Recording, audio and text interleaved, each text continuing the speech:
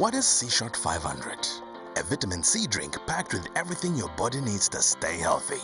Sea Shot contains 500 milligrams of vitamin C and is infused with Wellmune, a natural yeast beta-glucan proven to promote better physical, mental.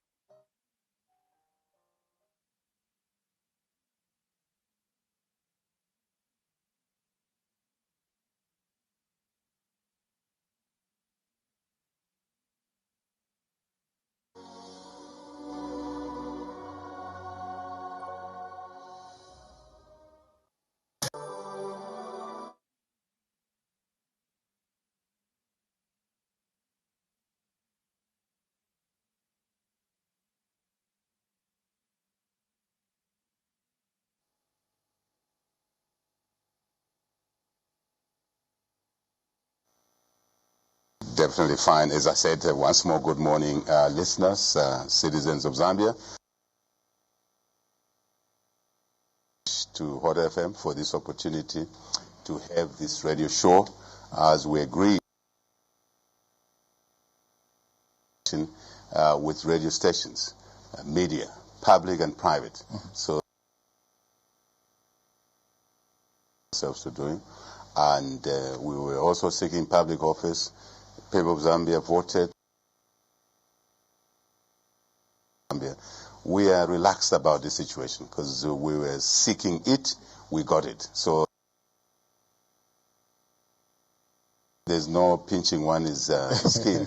It is what we were looking for now. What are some of the fundamental changes that have come with, you know, the change in office? Your wife, the mother of the nation now, Madam Hakainde Hichilema, who's now the First Lady. She does. I mean, we remain an ordinary family.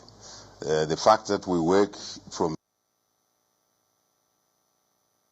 us, by the way, as servants of the people, we still live in ordinary. Cooking for us, she needs help as she did before. And but she does play her. Now, Mr. President, you are keeping a very gruesome schedule. Yeah. I mean, your July engagements, describing you as a very, very hardworking president. Are you getting Mind? It's a mind frame situation. I'm a deliver. Whatever we want to deliver, we must work for that, which we want to deliver. But wanting something is one.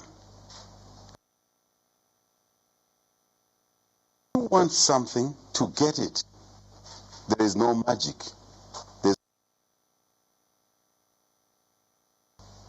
Yes, lucky comes because one has worked.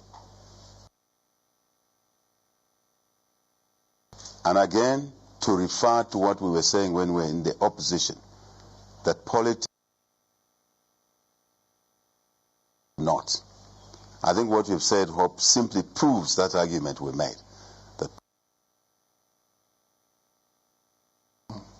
okay. Not abruptly, not once, not twice, but work. I think that's encouragement I want to give the people of Zambia. We have to work. The culture of hard last 10 but 7 years. We have to retrieve this. Mr. President, yeah. Just seeing that schedule and us wondering if you ever get any. Dr. Kenneth Kaunda had a way of relaxing. He used to play golf. He used to sing for his wife, Betty. What do you do? Sing? I don't use the guitar. Yeah. As KK did it. We called him Super Ken. You guys are. You sing all sorts of songs. I make noise in the shower. But so remember when I was saying there's no lucky, there's no chance. We have to work hard. But is in the mind. The body follows the mind. If the mind says, the body responds. The mind says, I need to work for so many hours in a day. The body equally responds. So it's fortunate that we have a strong mind. Thank you. So KK did things. He used to relax in his own work, but he worked hard. Yeah. Remember? Yeah. Worked very hard. Apart from But the good news is that he inherited a sound treasury. I'm sure you inherited first a much stressed economy. Then that time the economy was small. We didn't. We are now rebuilding the treasury. So extra more work is needed. Thank you. So I'm saying you have little football here and there. I do certain things. Relaxing, walk. I love nature. That's why, I do cattle. But really, we have work to do first. I think once we stabilize things, we know exactly where things. Some sort of relaxation of some kind, different with different people. Thank you. Now, obviously, being president. Engagements as well. Yeah. But we equally can't ignore the fact that you're a family man, you have children. Out of the limelight. So do they sometimes share stories with you of how their lives have changed? Fortunate, and hopefully stays like that. The kids are detached from public office to see what's happening with their daddy, who is president, with their mother, who is first lady. Certain things at certain times. And when we were in the opposition, we were much younger. Don't pay attention to what's happening, detention here, this and that. Just stay. Now, 2 of them have completed school, and we're trying to get them to work for themselves. That none of our kids will work for government. None of them will work for public office. That's important. That certain people set out to work for themselves, and we're encouraging them to do that. The last one, as you know, before when I said that, somebody says, HH has so many wives and so many children. No, we look after kids of other people. It's part of us. School. I think he's going to his last lap now. But so that's where we are. So they'll be busy. Yeah. All right. Mr. President, I must say it's a privilege to interview you from this lovely. I just want to say, yes, my first time. Why?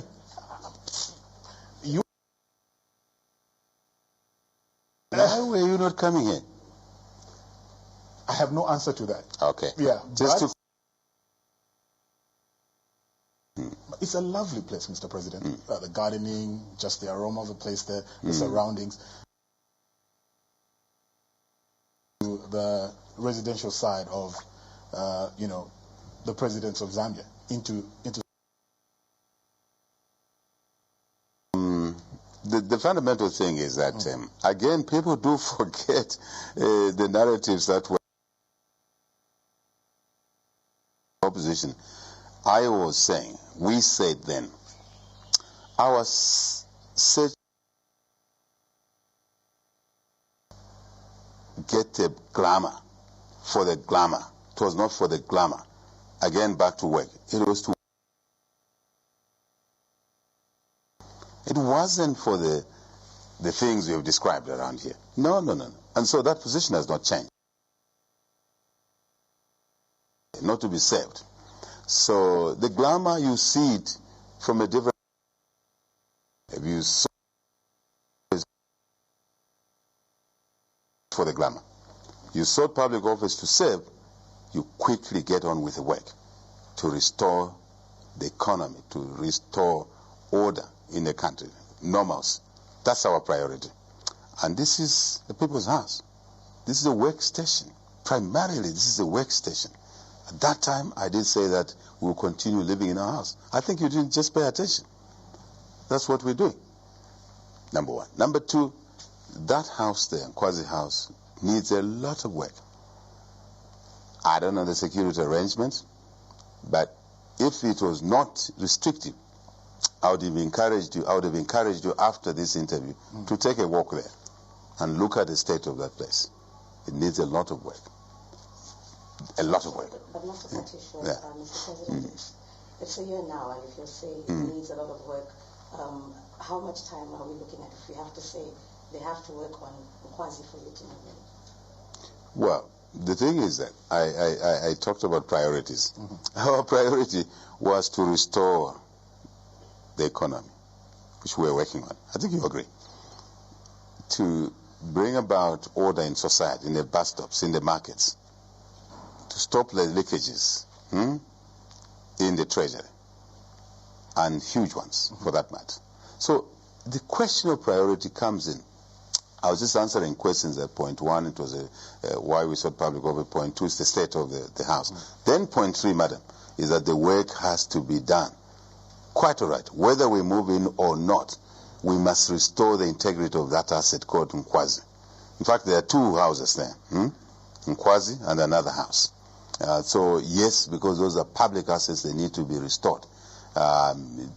Integrity to a level, usable level, but that's not a priority. So that's where I was coming to. That's not a priority. Last point, so we can cover the things, is that any money that is available must be used prudently.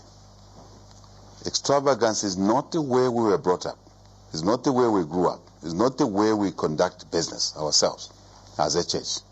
Because the quotations we got to do to repair that house, it was like building a new Nkwazi house. To give you an example, one quote was 14 million kwacha.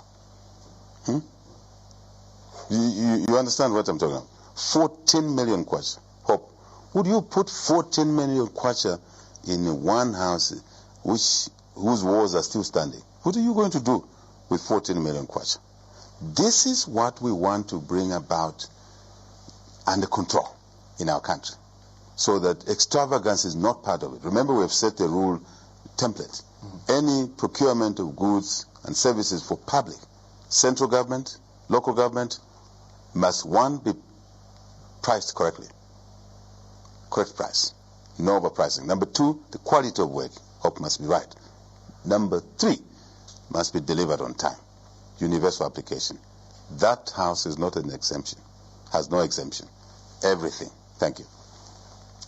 Okay, now, Mr. President, before you became president, yes, you were a businessman. Yes. A very successful businessman, I should say, with interests in God's grace. trade finance, ranching, agribusiness, and so many others. But my question now is, have you relinquished your business interest, and if not, who's running your businesses? Well, I hope this is a very good question. How can we relinquish who we are? Because we've worked for ourselves from the age 27. All these years, we've been working for ourselves. We've sought public office. How can we now throw away what we have created and worked for? Not possible. Not right either. So the thing is to structure them properly so they can continue running. Why? Because we must work to grow what we create, as the country must be grown. So how we manage. Secondly, those assets also belong to the children. So, because that's the way it should be. You and him and this friend of mine must work for yourself and for your children and other citizens who benefit like us, those we pay school fees for years, 30 years plus. They must continue. And lastly, really around this issue, is this important for those seeking public office, whether councillor, mayor, council chairperson, member of parliament, you want to be a minister, You want to be president? I encourage people to work for themselves first, to create value for themselves, so that when they come into public office, they are not eyeing the nice things you've seen around here. Say, I could have that. No, that belongs to the public. We create a separation. Public assets are for the public. 18 million of them, plus. Why do I say 18 million plus? Including the unborn, hope. Those are their assets. Private assets must remain private. That distinction will help the country fight abuse of resources, fight corruption. And we are determined to continue with that separation. Thank you. All right. Mr. President, just to stick to business, still on the subject of business, because many Zambians want to know why you haven't publicly released your declared assets and liabilities. For someone like you who's championing the corruption fight and open governance, this appears rather odd. I'm not sure why you find it odd. I've been declaring assets ever since I was obligated to do that by the law. Maybe you have not been paying attention. If you remember, there was a debate in 2015 when we declared assets, because we were required to, and they were made public. Maybe you've forgotten. No, we haven't. And all of us presidential candidates declared assets. 2015, in fact 2014, for the 2015 elections. Remember, the elections in 2015 were in January of 2015. And then we had another election in 2016. And we declared assets again. And there was a huge debate that amongst the presidential candidates, one had declared a figure in 2015 for the 2015 elections, and another figure for the 2016 elections. And in 1.5 years, there was a huge difference. You didn't pay attention to my declaration. It was there. I'm contextualizing. And we've continued. Just last year, we declared. We submitted in accordance with the law. So that notion is not right. Absolutely not right. Is it going to be made public? Is it going to be made public, your declaration? What do you mean? I'm saying they are public declarations. They were filed in public institutions. So that's it. I'm sure they are valid. They are valid. We have made our position very clear. Remember, in the opposition, there was an issue of no HH stole a house. Remember? Limabank house. I simply answered, I don't steal. I don't take what's not mine. And I challenged that person who said I stole a Limabank house. And they named the house, my Kablonga house, our Kablonga house. And I challenged them to go to court. They didn't. I gave them time that if you don't go to court, I will go to court. I went to court. First round, I won. I'm very unhappy that I've had to suspend that litigation because the law now does not allow a sitting president to litigate. But it demonstrates to you how much of transparent we are, how much disclosure we give. Next issue, you heard about HH having stolen a house from 1924 in Kalom. We went to court. I won the court matter because I never stole. I bought the farm. So what disclosure is there we're talking about? It's all in there, public institution. It's in the courts of law, some of it, right now. And the courts of law documents are available for you to go and check. It is not for me to start putting newspaper adverts all the time. No. No. So, Mr. President, what you're saying is, as far as you're concerned, you've already filed in your assets and it's entirely up to Cabinet Office to publish them. It's entirely up to citizens also to take interest. Instead of just listening to someone complaining, just go and seek recourse to the institutions that are holding those declarations. That's it. But I also want to make it very clear here. Assets grow, Assets grow. Liabilities also grow. If you have a loan, you don't service it, it grows. Depending on the loan agreement, compounds. If you have assets, like now the economy slowly is beginning to improve, the assets grow. Even if you don't touch them, but you just manage them properly, you don't take away, they grow. So every now and then the asset values will be different compared to liabilities. Assets, less liabilities, you have a net position. That's the way it is. Some people will have assets actually declining. Why?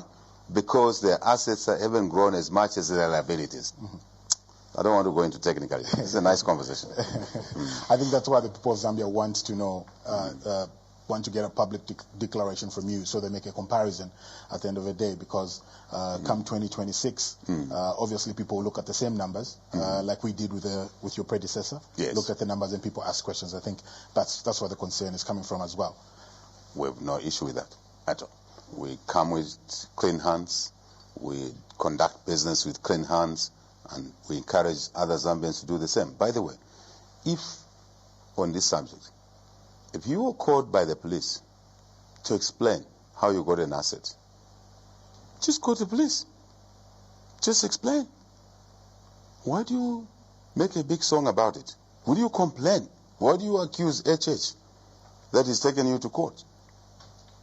Is HH the one who created the Anti-Corruption Commission? No? Drug Enforcement Commission? No. Constitution? No. Yes, invariably through the people of Zambia. But it's not this fellow called HH. So we must desist from, when we are called by the police or the oversight institutions, that can we know how you bought the farm? Let me give you an example. Again, Farm 1924. I'm sure you understand the hullabaloo that went around that issue. 2 people were killed, around Farm 1924. You've forgotten already. Nsama and Joseph Kaunda. Just for me to go and answer. And I went there. I answered. The matter was already in court. I won the court matter, as it were. I was not even the first buyer of that farm. I was third in line. So, I want to encourage Zambians.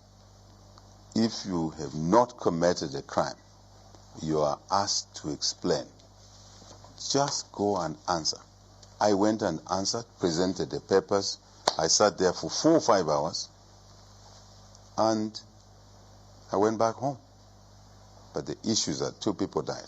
We shouldn't be doing those things going forward. It's part of what we're doing, law and order. Yeah, thank you. All right, Mr. President, I know I would ask you to rate yourself or your performance within the year. But before we get to that, let's listen to what citizens think. We went around Lusaka, got a few opinions from different people on how they rate you and your presidency in the first year. Let's have a listen. So far, they have performed well. One, governance. Governance, they were at least controlled. Of course, in some areas, it's unnoticed, cadres are still misbehaving. But generally, I would say at least 70% they have controlled.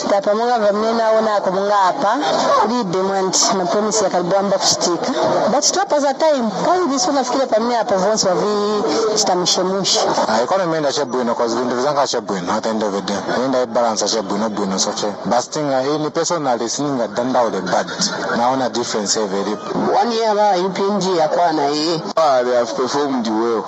One, governance they were at least controlled. Of course, in some areas it's unnoticed, cadres are still misbehaving, but generally I would say at least 70% they have controlled. But stop as a time. Can this one of Kila Pamina performs for the Stamishamush? I can't remember Shabuno because Vindazanga Shabuno, not end of the day. And I balance a Shabuno such a basting any personal listening at Danda the bad. Now on a difference very 1 year UPNG Aquana, but school travel like the coaching room vessel, one drama that you vote a business here, Budiapan, so still a capellanchan. I went drama when you were there is one AK because basic. Otherwise, Capi still but in Jara, like a business was. But you can do but Vasara in Jara. This is it up is up. You say that in a freedom, Zambia Martin freedom is a natural gap, so in a freedom is a one to. It is the indemnity funila, which says that what the market says I've been a freedom, which carriage goes to your office to the branch. Business is slow, so we just need to fight the economy. At least to stabilize the kwacha, to appreciate the kwacha, so then everything will be fine. So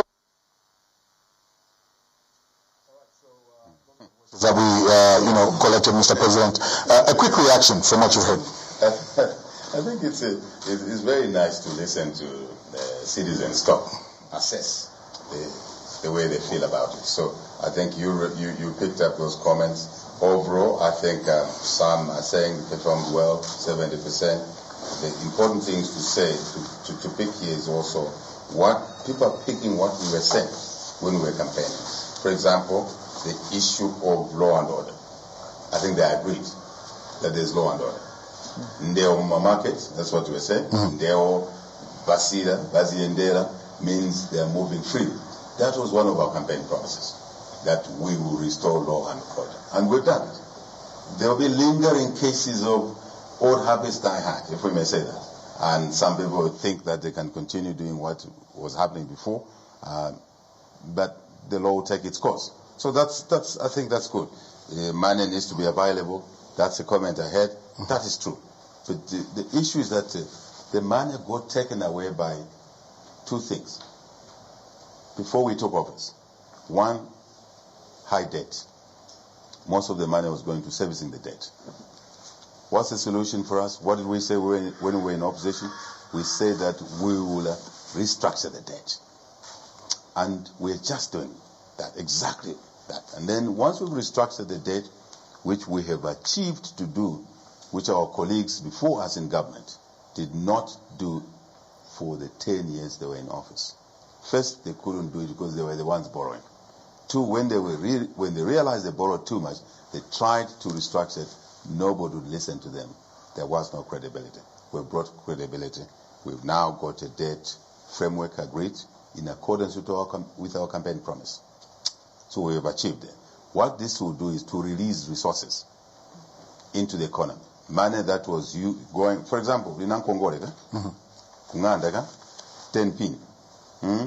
Now you were paying 7 pin per month to service the debt. And now you are only left then with 3 kwacha. 10 minus 7, 3 kwacha. That's all you had to look after the family. Then, now you have found an answer to restructure this debt. Some of it is taken out of the quantum, 7. Some of it is restructured, meaning the period for which you are to repay is extended, the interest has come down, because interest is a cost. Then you are only paying 4 kwacha. So now you have 6 kwacha in the house. You can take care of the family. The country is no different. So we found that we were paying, an example, 7 kwacha for the 10 kwacha. We only left 3 kwacha. This restructuring we did now will release money which will come into economy, and the people start seeing the money. One thing. Second thing, which again we promised, that we will ramp up the economy. We will bring growth in the economy. At the time when we took office, the economy was down, had collapsed from 6% growth per year down to 5, to 4, to 3, to 2, to 1, to 0, to minus. In this period we've been in office, we've been able to turn around the economy. And now we are projecting to grow at 3.5%, from 0, from minus. Then you start seeing money in the economy, because that's how it works. Then traders, marketeers will start seeing what is called liquidity, but in simple language, it's money which they can have customers buying their tomato, buying their onions, buying their merchandise. If they're trading at commercial market, they bring in, what do you call those blankets? They'll be able to sell, somebody will buy. That's a simplistic analysis. It's a bit more complicated, but that's a simplistic analysis. And that's why there was no money, because the money was taken out. Maybe number 3, why the money was taken out, was corruption. Corruption.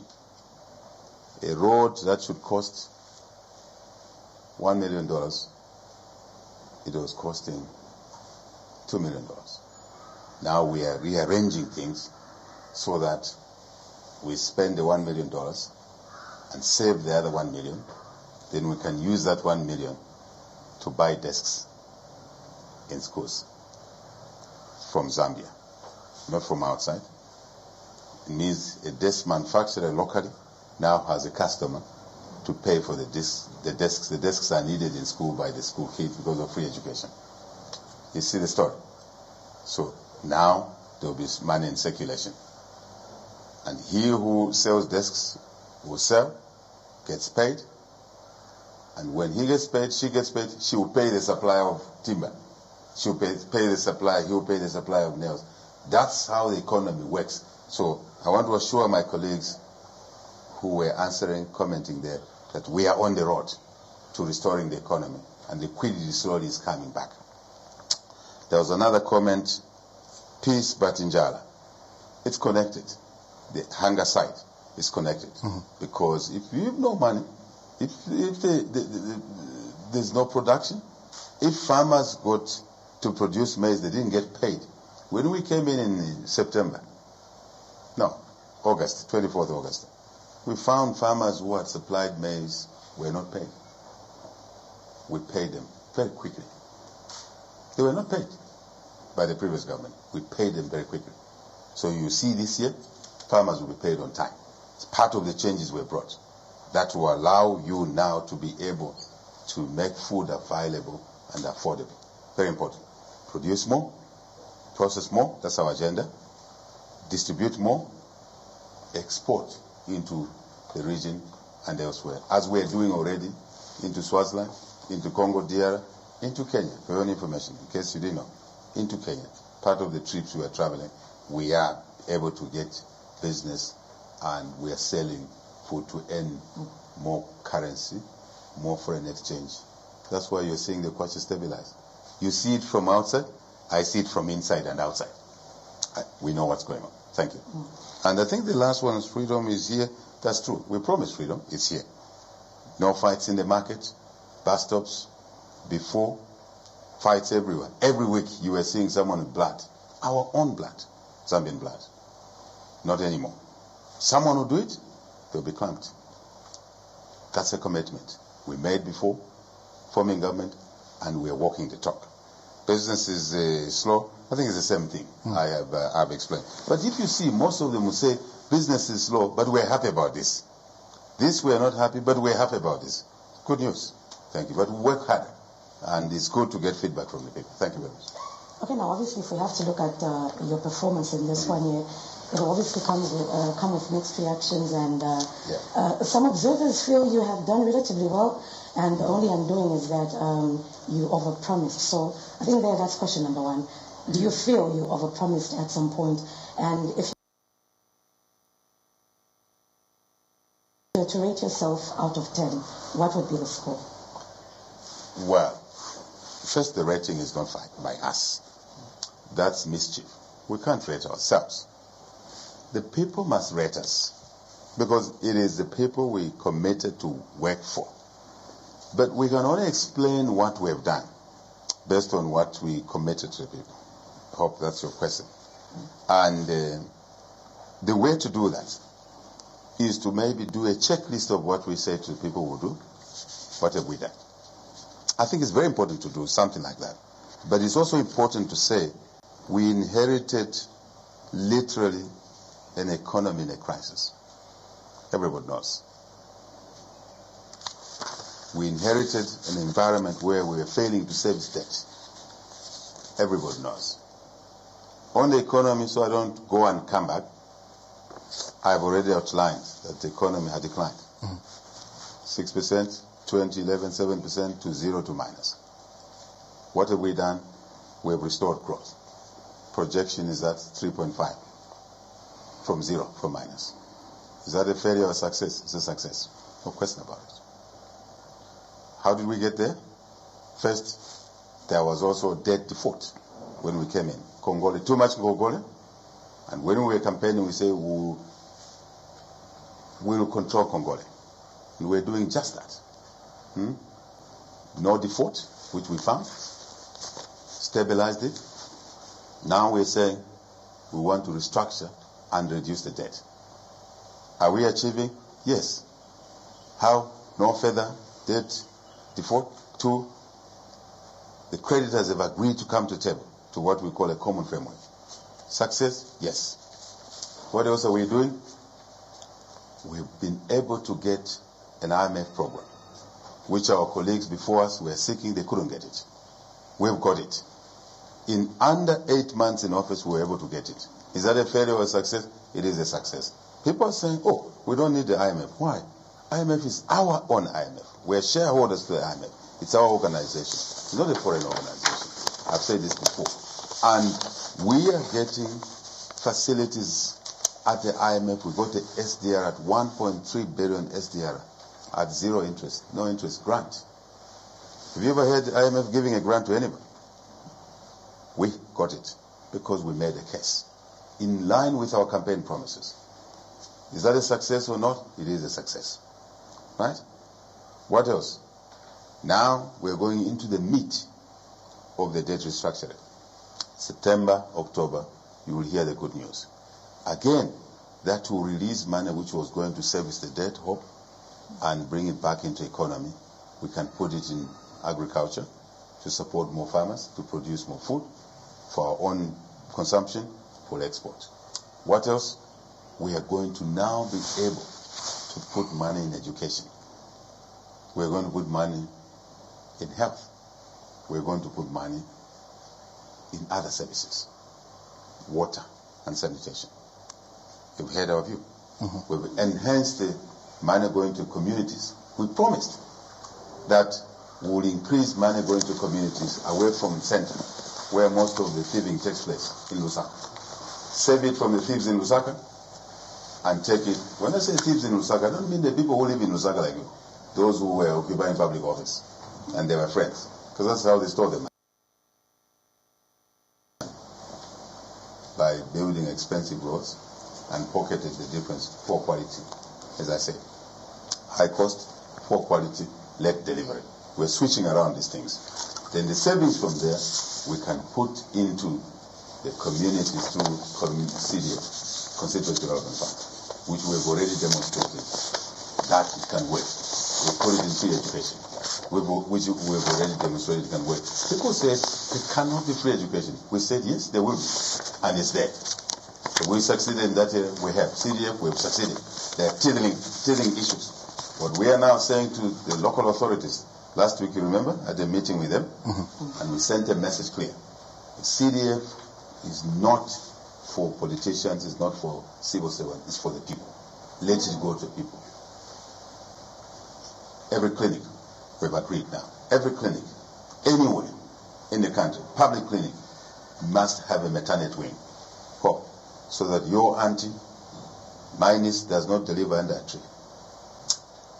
My mother gave birth to me in a grass-thatched house, not in a maternity wing, no running water. My grandmother was a midwife, not anymore. I can't sit in this presidency and allow those things to continue in Katete, in Chikalaba, in Kashinakaji, in everywhere. No. So we agreed that every health center, wherever it's located, at a bare minimum, it must have a maternity wing and must have running water. We have allocated money for that. But the issue was to prioritize. We succeeded in that issue. We said before when we were campaigning, yes. Where? Clear. Where else? Desks, I talked about it. Classroom space, free education. Yes, success. Classroom space, more classroom space. What else? We want to make sure that we create any contract to build a clinic, to build a health center, anywhere, it must be built by people from that area. Is it happening? Yes. Success? Yes. So the list is long, but it's up to you how you want to structure this interview. Otherwise, we can go on and articulate, this is what we said we'll do, this is what we've done. Success or not, success or failure, the judgment is the people's and yours.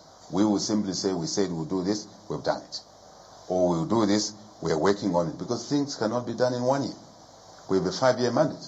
A 5-year mandate means that we have to do what is called first priorities, then move on the rest. Thank you. Go ahead, ma'am. Maybe just to get back to the issue of debt restructuring. Yes. As a country, we have been on this path for a while now. And some Zambians feel and if we're going to have a conversation about debt restructuring, obviously we can't ignore China. And some feel we engaged China a little too late. the conversation you had with the Chinese president, which happened sometime in May, shouldn't you have engaged the Chinese much earlier, seeing that we all owe them a huge chunk of money? No, Hope. The 6 fact. months wasn't late? No. But it's not true that we engaged them 6 months after forming government. We engaged every creditor. Remember, we said we'll engage creditors when we were still in opposition. Every creditor knows. In case you are not aware, before we took office, we actually started engaging creditors. Maybe you've forgotten. I went to London to have a meeting with Eurobond holders when I was in opposition. We started engaging creditors. One of the things we were doing is to establish what they are owed. Does it agree with what we are saying we owe them? Remember, we had that conversation as to what the total amount of money our friends acquired. Even they didn't know, because they started acquiring debt in Congole through competition. This ministry was acquiring a debt. This ministry didn't know. So that was the first process. Hope everybody was engaged, except the way the debt was acquired. The arrangements, the agreements were different with each creditor. So again, we had to get a hand of that. It's not that we were not engaging. If you didn't hear us talking to this one, it doesn't mean we were not engaging. It means we were engaging them by doing business the way it should be done. How should it be done? Properly, methodically, in an organized way. Hope. Otherwise, you cannot manage the problem if you are not organized. And this is really what we brought, the discipline of running things properly in a way that you can deal with them and deal with them successfully. So the first component of my answer to your question is that it is not true that we engaged China-led. We were engaging everybody, understanding what we call in corporate finance term sheet, meaning the terms of agreement. How much? How much? At what interest? Over what period? Once we understood this, we then said, okay, this one, the category of debt lent requires a solution which needs to take account of 1, 2, 3, 4. Do you know what I do in State House every day? Do citizens know? They don't. But they understand. They should understand that we are organized. We're working in an organized way, not chip and tap-and. That's why the country went down, the economy went down. So the simple answer is that we were engaging. Number two, we needed to engage in a way that no creditor felt disadvantaged. It is called common framework. I'm sure you've heard that word. Common framework, meaning that there's equitas, fair treatment. So that if we get a transaction, an arrangement, an agreement, let me use a simple language, with creditor A, does not disadvantage creditor B. So we needed to get them to a table. Did we manage to do that? Yes. Hope. You talk of May, 16th of June, we had the first creditors meeting. Agreed negotiations, very difficult negotiations behind the scenes. That's how business is done. Noise is one thing. What you hear is one thing. The actual stuff that goes on requires a lot of technical understanding, relationships, and all of that. We had to pull those together, which our colleagues before us failed to do. No question about it. No one would have come to table, because anyway, they created a situation. But this is not the issue. The issue is for us to resolve it. It's what committed to the people of Zambia. We're resolving. Now, once we did that, 16th of June, this year, remember? Then, and mind you, we had to do this after our budget. And we commenced implementing our budget in January. So by January, we started. By June, 6 months down the road, we were sitting the creditors together. Thank you to all the creditors. Now, who are those creditors? All. Including who? China. Would China come to a table on the 16th of June if we were not engaging them? The answer is no. So we were engaging them. So to shorten the answer, so we can cover more ground, the group of creditors in their numbers and diversity we are talking to. There's a chair, the co-chair of the group of creditors is China and France, the very country you mentioned. For them to agree to co-chair, we did a lot of groundwork. Sent our foreign minister there, Minister of Finance engaged, State House engaged, Justice engaged, others. Then my talking to President Xi Jinping, which I appreciate a lot, was to unlock certain things that needed to be unlocked. I will not disclose them, but they are good for you and for every Zambian. All right. Then the second meeting took place, just to agree with you. This month, early this month, or thereabout. No, late last month. And we have an agreement. Fantastic. Is that success or failure? It is success. Unlocking the IMF program, which is important, our IMF on our terms, because it's us who want. And remember what I was saying earlier in opposition was that we will make sure we restructure, we refinance. The objective is to lower the cost of the debt. That's the objective. Don't worry about the specific details, but the outcome is to lower. The example I gave you, paying 7 kwacha out of 10 kwacha was too much money, left us only very little money. Remember? Yeah. More than 50% of our budget, in fact, more than that, well over that, maybe 70% was going to debt and debt service. How can you run an economy? So by doing what we've done now, we will release revenue, which hope and my friend will come into the economy and create jobs, and the citizens will start saying, man, fantastic, fantastic, under very difficult conditions, including COVID, including so many other things. So we have achieved. So China is a co-chair, France is a co-chair. 2 days ago I was in Kinshasa. I was thanking for the SADC meeting. I was thanking South African president and the people of South Africa because they were the deputy chair on the debt common framework, which we negotiated them, and we're good to go. Mr. President, not to cut you short, but whilst you're talking about China here, we've seen you commission some, impressive infrastructure initiated or completed by the PF administration, and mainly funded by China. But in all this, you have not publicly acknowledged the role that the former administration played in this project. Is it hard to offer credit to the PF when it's clear they did, some things good? You get it wrong. That mentality is wrong. What do you mean? What do you mean we must thank somebody? Zambians don't have to thank me for the job I'm doing. It is what they voted me to do. They must not agree when I do wrong things like to acquire debt like this. Your economy is $25 billion. Somebody borrows $19-20 billion. That's the issue. The issue is that a government is a living thing. Why didn't you say we should thank President Hakainde? Why are we not thanking President Hakainde? We are. Thanked him for the 27 years. We thank everybody else. If you listen to my speech at the SADC meeting, I covered those issues. That yes, there was a change of government. I'm the new president of Zambia, the servant of the people. We will continue where others left. Where they did good things, we'll continue with those good things.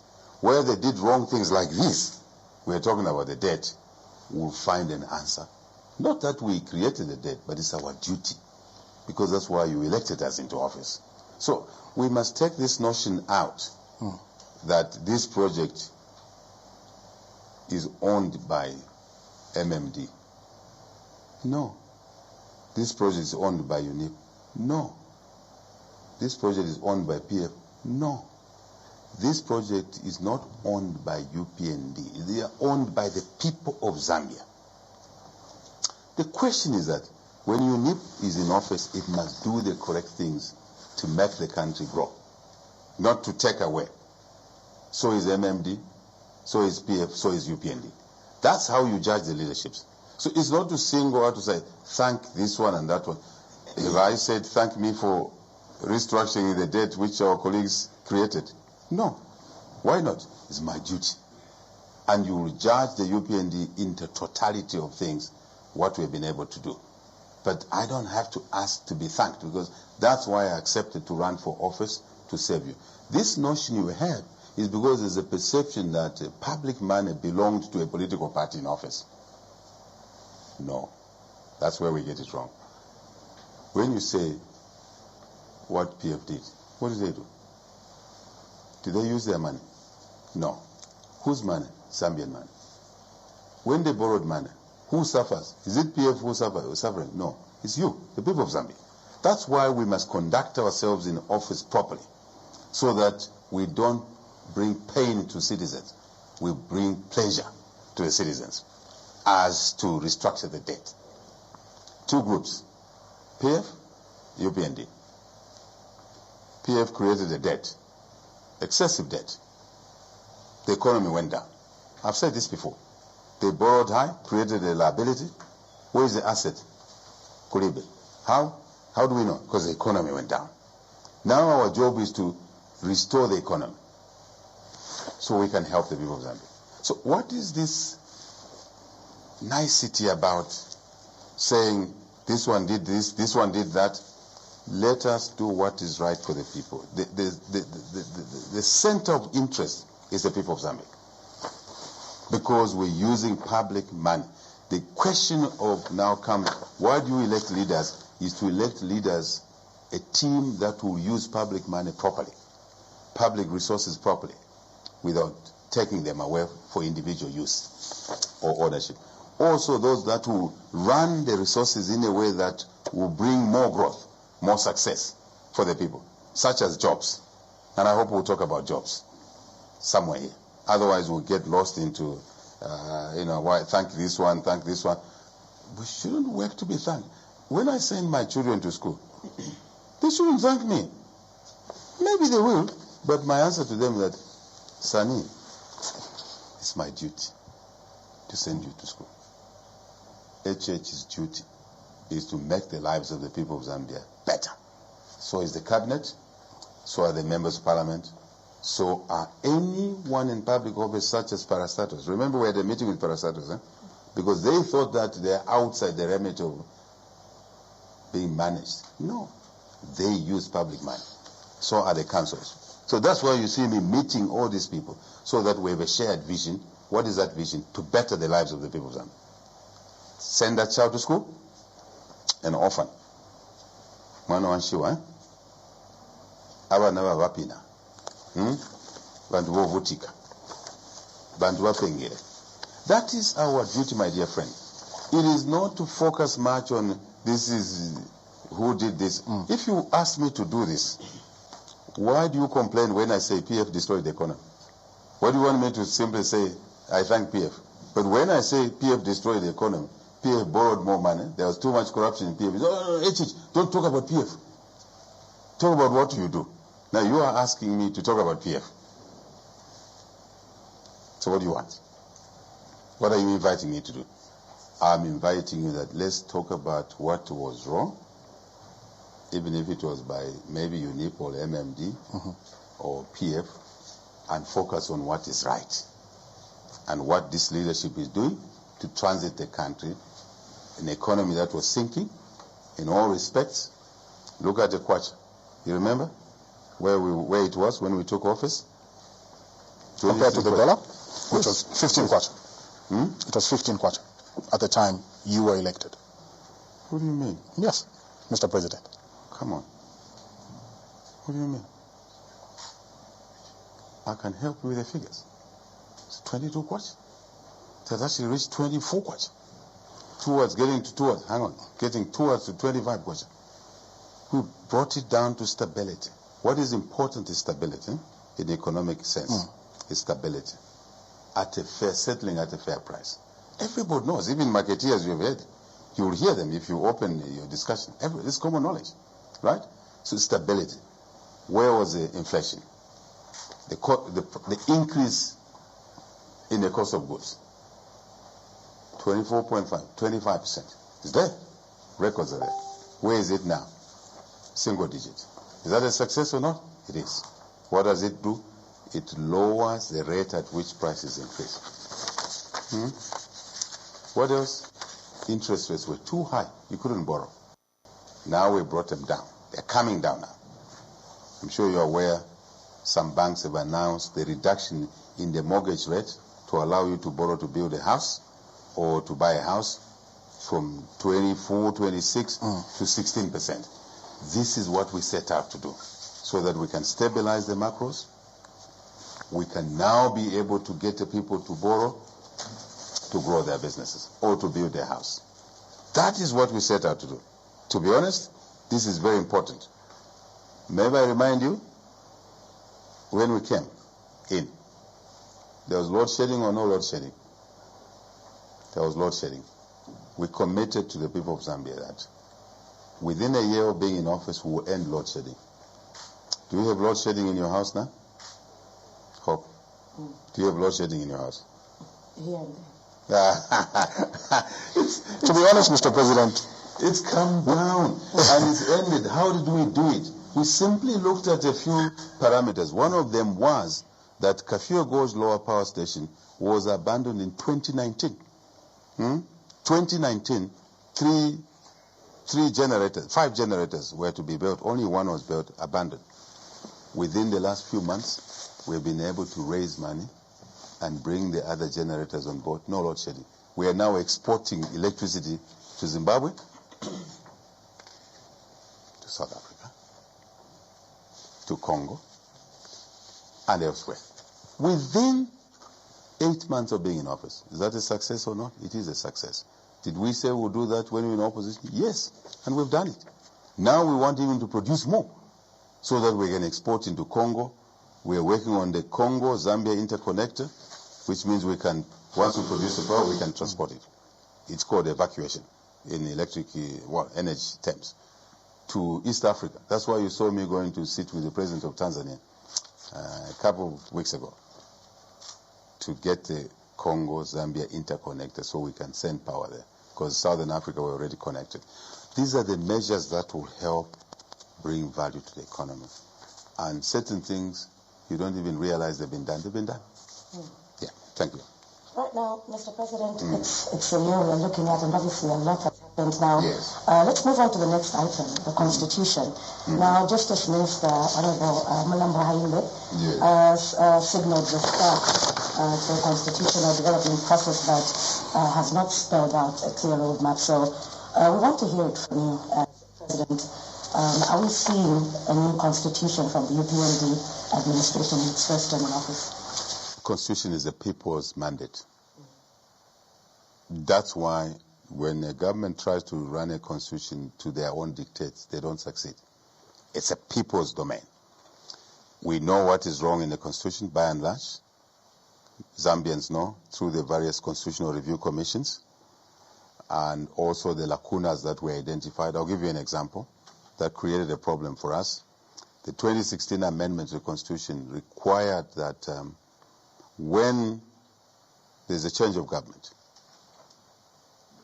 you cannot appoint an attorney general, a solicitor general, until you get parliamentary approval. But after election, it takes long before parliament sits. So you wait. Now, business doesn't wait. You have to do business. Those are lacunas, obviously. We agree. And we like it changed. But how do we get it changed? The people must agree. What else? We want more women in parliament, more youth in parliament. To do that, we have to amend the constitution. Agreed. What else do we want? For me, and I hope for you, we are wasting money on by-elections. We should ensure that after the general elections, there should be no other elections until the next cycle of 5 years. No by-elections. But the Constitution provides for by-elections.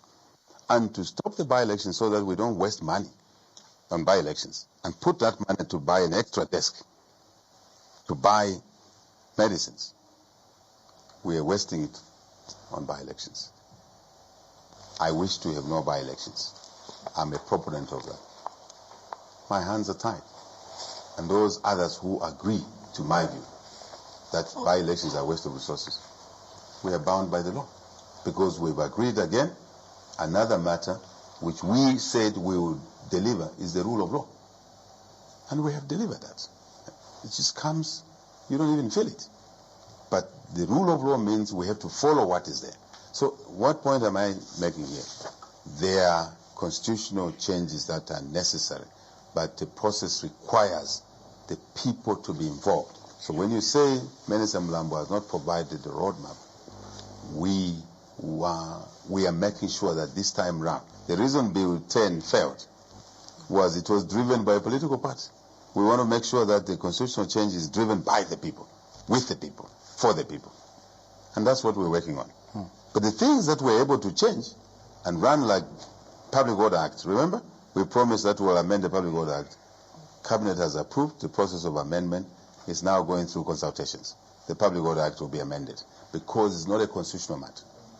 Please understand. It's a matter of Parliament through the vote in Parliament. And this government is fulfilling its commitment that it will, as we said, amend the Public Order Act. We have already started the process. Just to appraise you, if you're not aware, it's in train now, meaning it's going on now. So many things that are off the Constitution, we are changing, because some of the issues are inhibiting growth. And we have to attend to them. Okay. We are attending to them. Mr. President, I want to throw in something that has been, I'll say, the flagship of the 2022 budget, CDF. Yes. One of the major transformative policies changes has been on the CDF. A heavy jump in amount from 1.6 million. We're looking at 25.7 million now. A year later, its impact appears minimal. What have you observed? Oh, yeah. A very good point you have made, I must admit. What drives changes in the law is not the law, it's the policy. When we were in opposition, we said we'll take more money to the local communities. I think I touched on it earlier. CDF is one. Fundamental, dramatic improvement from 1.6 peanuts to 25.7. Substantial. Per constituency, per year. I wanted to add on that because people may think it's a one-off thing. No, it's per constituency, per year, every year if you like. So that's a policy. We've driven it through the law. Which law? The Budget Act, January, became alive. But there was a CDF Act in place which restricted, were we together? Yeah. Which restricted the usage of CDF because it was a small amount. So now we are going through to amend the CDF Act so that we stay within the law. So some things you hear outside is because you are not privy to the restrictions from inside. What are the restrictions? Is that the CDF Act was restrictive because it was never designed by those who designed it at a time to cover a bigger chunk of money. Participation, who participates? We want, as I said, CDF is for the people. We would like not just councillors, not just the MPs, we would like also other community leaders to be involved, who are the church leaders in those communities, in those constituencies. Very important, because they are the communities we are serving. Communities must decide what is the development priority for them, and they must be involved. Critical issue. Money being available to support the local decisions. The local decision must not be restricted to politicians or public officers. It must include other community members, church, traditional leaders. There were restrictions in the Act. Are we together? Yeah. So we have to open up those restrictions. Then we have included more things in there which were not there. Women funds, youth fund, enterprise fund, small loans at that level, very low interest rates, to allow growth to happen at the local level. The economy is not Lusaka. Zambia is not Lusaka. Zambia is Lundazi. Zambia is Mwinilunga. Zambia is in Shangombo. Zambia is in Chikalava.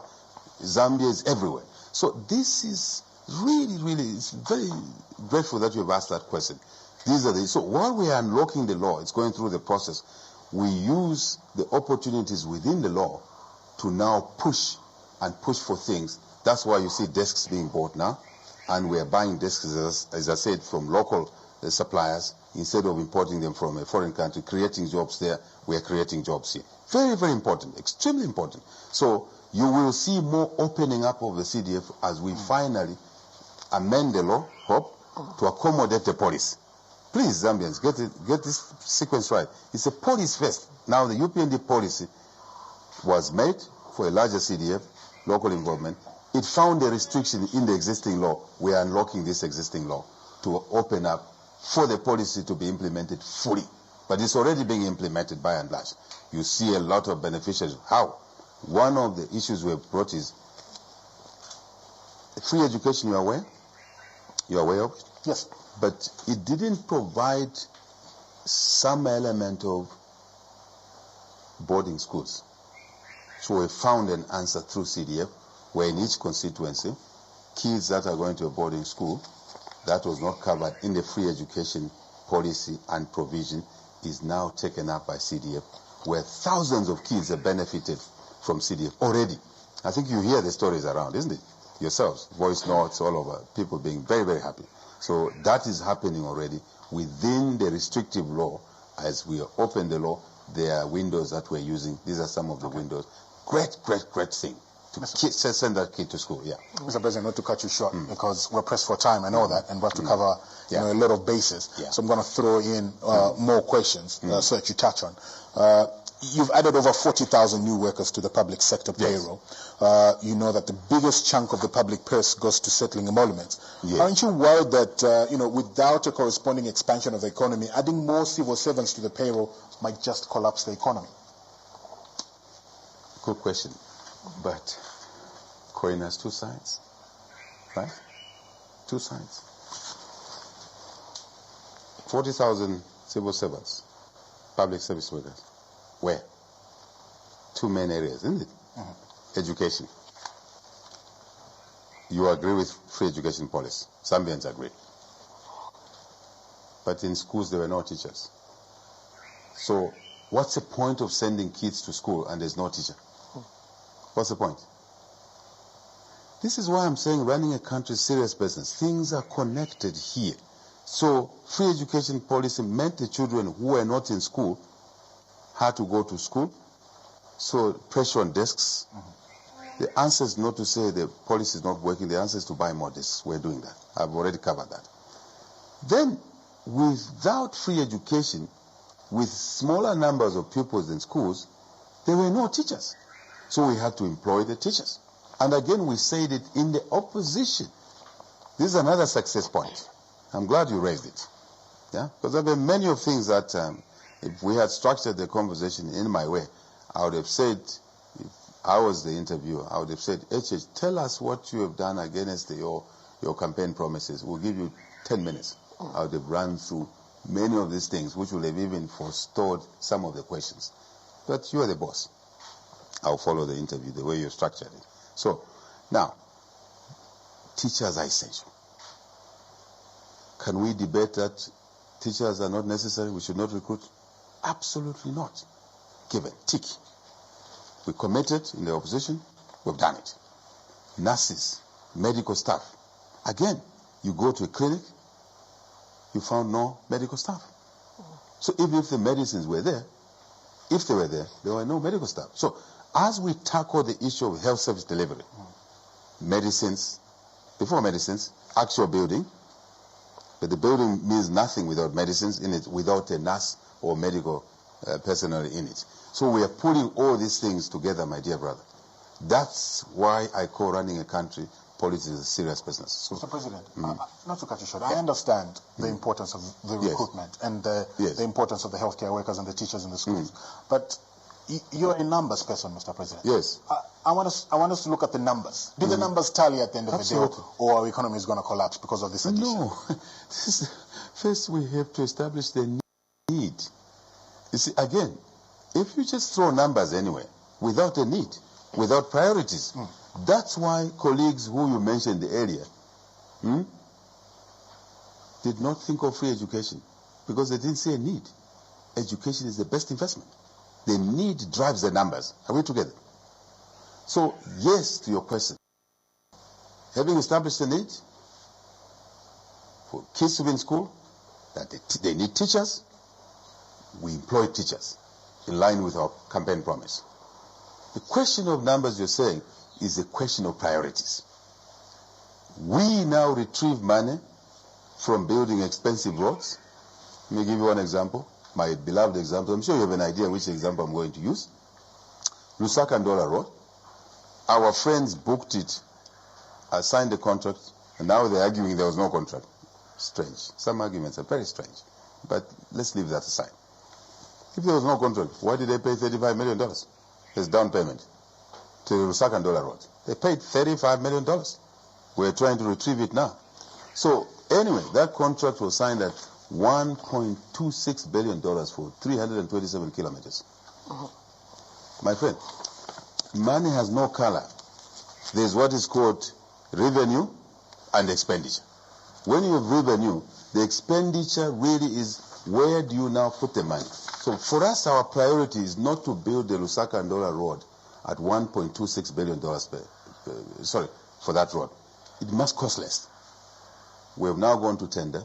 We are looking at spending half that amount, less than half that amount. It means we have saved $700 million. When we save $700 million, that's the question you're asking me, why I'm explaining on the need. We then said there's no need to spend $1.26 billion here. This road only costs maybe $500 or $600 million. We save $700 million, $800 million. We now put it in supporting teachers. Priority, need. Education is the best equalizer. That's the difference. That's why you elect governments. That's why you elect parties and their teams who are able to make that distinction. That this is the West. You can still do the Lusaka and Dollar Road. Yes, we'll do it at a lower cost. Remember the three principles I gave you. Public procurement must follow the right price, as an example, and the quality, you will see it coming through, and timely delivery, you will see it. Then the savings from there. That's why I say to you, money has no color. We push it where? In education. Teachers, desks. Where else? We push it in health. That's why we're employing 12,000 medical staff. Boom. That's a story. Leadership, management, that's the difference. That's what we bring to the table. That's why we're able to implement a free education policy when colleagues from the previous government said it's impossible. We were in opposition. And they said, HH, amakonda ukamba kamba. Akamba to Zankara free education, ndalama zilikuti. Zilikuni ndalama. My answer was that I know where the money is. Did I lie? No. We're free education. How? I've just explained. Move money from wastage, from corruption, from consumption to investment, education, health. Boom. That's the story. Thank you, Mr. President. I hope I've answered your question. Yes, you have. Thank you, Mr. President. And more, but just to add you to help you, because I don't want someone tomorrow to say, so the only money is coming from reallocation. No. Growing the economy. Earlier on, I said to you, we inherited a collapsed economy.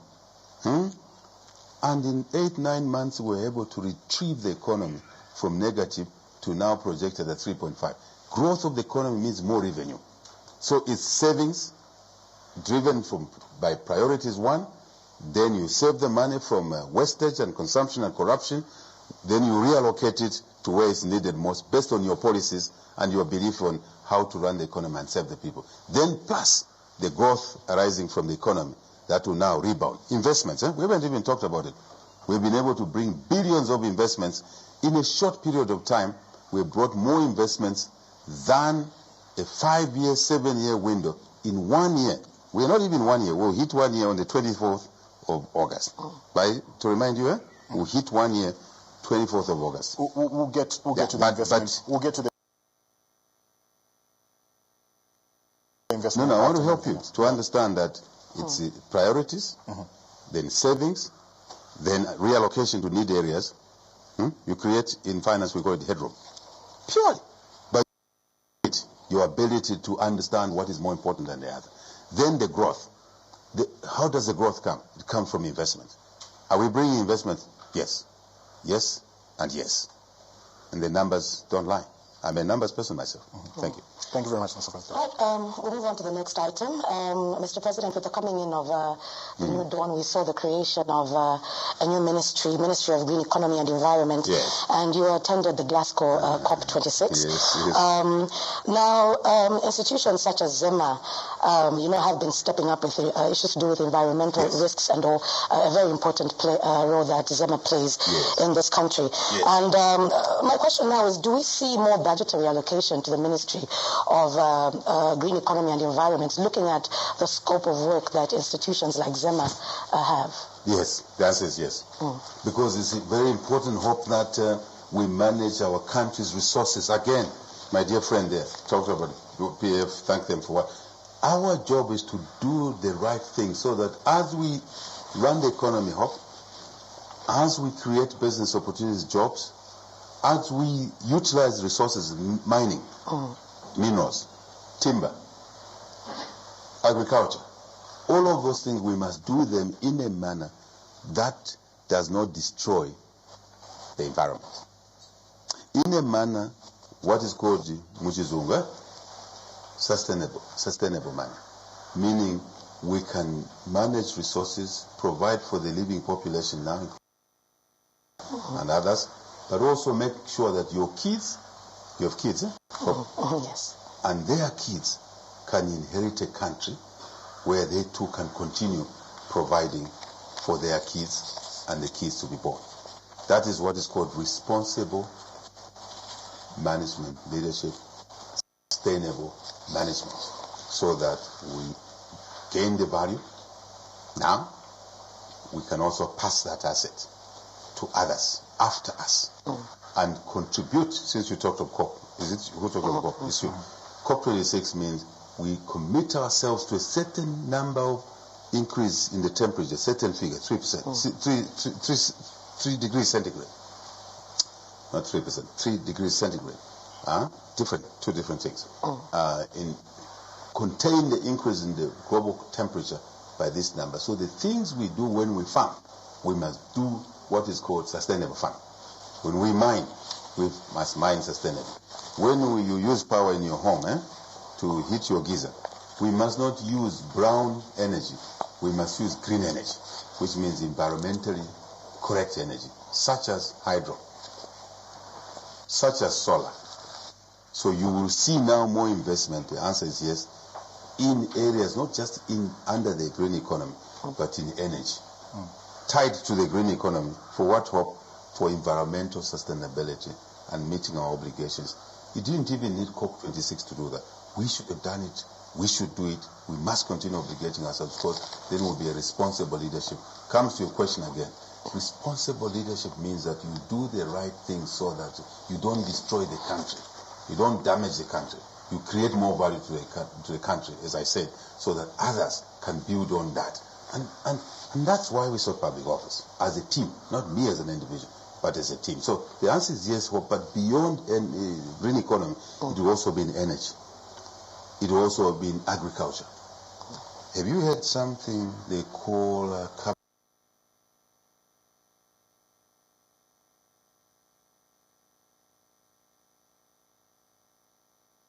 credits? Did you're in the media, did you follow the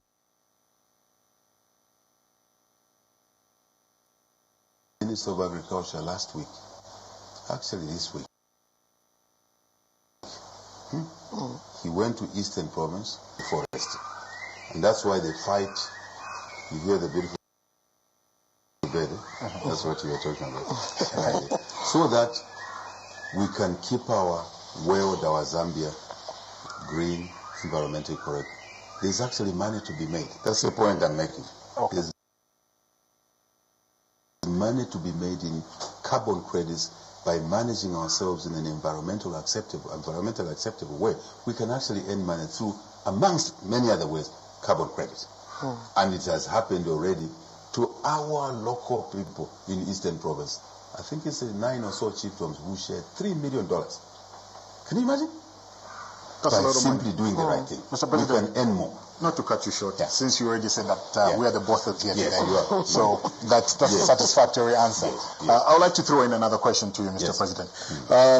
You've spoken passionately about the rights and freedoms of all citizens, even those who are in police custody facing criminal charges. Yes. Mrs. Mumbipiri and her co-accused have not faced a judge for close to 6 months now. I just want to find out how does it make you feel, especially that you're an ex-remandee yourself? Well, look, nobody should stay in jail when they shouldn't, in the first place. Very quick. Nobody should be in jail when they shouldn't. So our message is very clear. Before anybody is arrested, there must be an investigation. I think you've heard me say that. I'm addressing that to the police, to the oversight institutions, ACC, DEC, everybody. Please, let's investigate before people are arrested. Because I'm a victim of that. And if it wasn't good for me, it's not good for anybody else. So that's the first principle issue.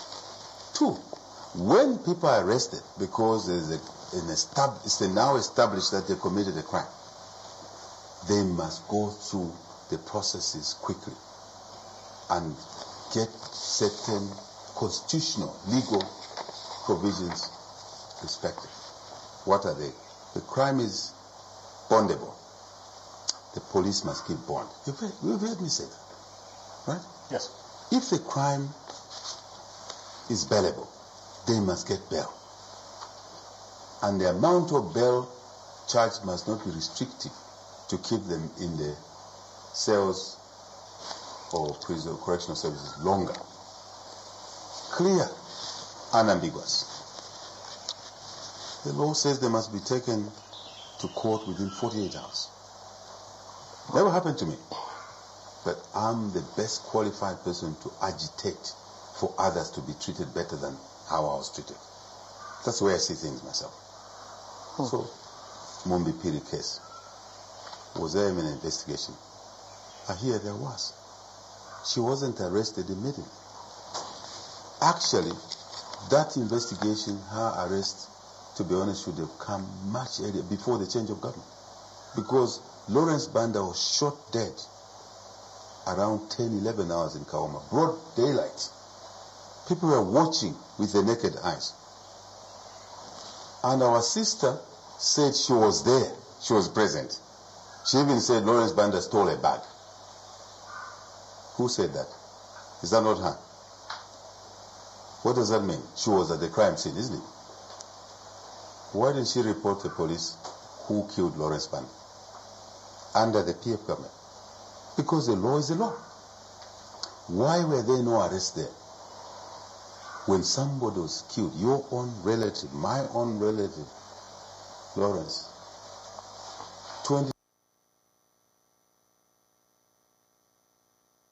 24-year-old, left a wife and kids. Is that the way we should live? No. Why didn't the police arrest the people? Because yes, a citizen, yes. What does the law say? Arrest the killers. Why were they not arrested? That's the question. Justice is justice for all. Justice for Lawrence Banda, justice for Mumbipiri. I agree, 100%. Now, why wasn't the police able to arrest someone who confesses on? It's all over your media. It's even in your radio station. It's there. I'm sure she even came to Hot FM to say, I was there. So why didn't the police arrest her? Because there were double standards. The law was not being applied universally. That's what we're urging for. Everybody must be treated equitably before the law. But the law must be followed fairly. That's my answer there. The issue of her staying without seeing a judge, Eddie, we must work together to unblock the justice delivery system. Remember? And that is not correct either. I'm the first one to tell you that that's not correct. Everybody must be treated.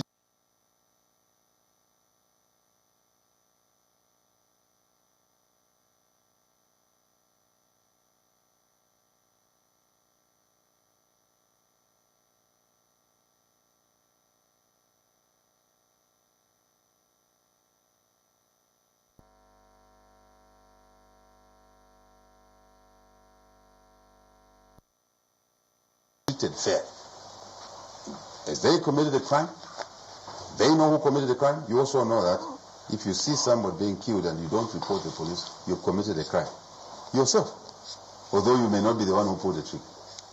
Because you must, as a good citizen, as a law-abiding citizen, you must do that way. So I think to reform the criminal justice system, to offload what is called the backlog. For your information, I have asked the question myself. The question you've just asked, I'm asking. And I've been given answers. I'm not happy with the answers. So we're pushing, all of us. One of the things we're doing is that the judiciary, judges were not resident in many places. High courts, they used to do what they call visiting. Judges go to visit. Now we are working, my friend, to make sure that, again, we allocate resources that every provincial center at least must have a resident judge, I beg your pardon, at the high court level, because matter starts at the high court level. You're with me? Yes. And that is the answer to your question. I'm not happy, you are not happy, we are not happy. Was there a crime committed? There's an alleged crime. And no one is above the law. But we must move quickly. Therefore, one of the measures to move quickly is to decentralize, the way we are doing in CDF, to decentralize to him. We've been talking, I had a meeting with the Chief Justice to help, to work together, to take judges where they should be, instead of judges visiting.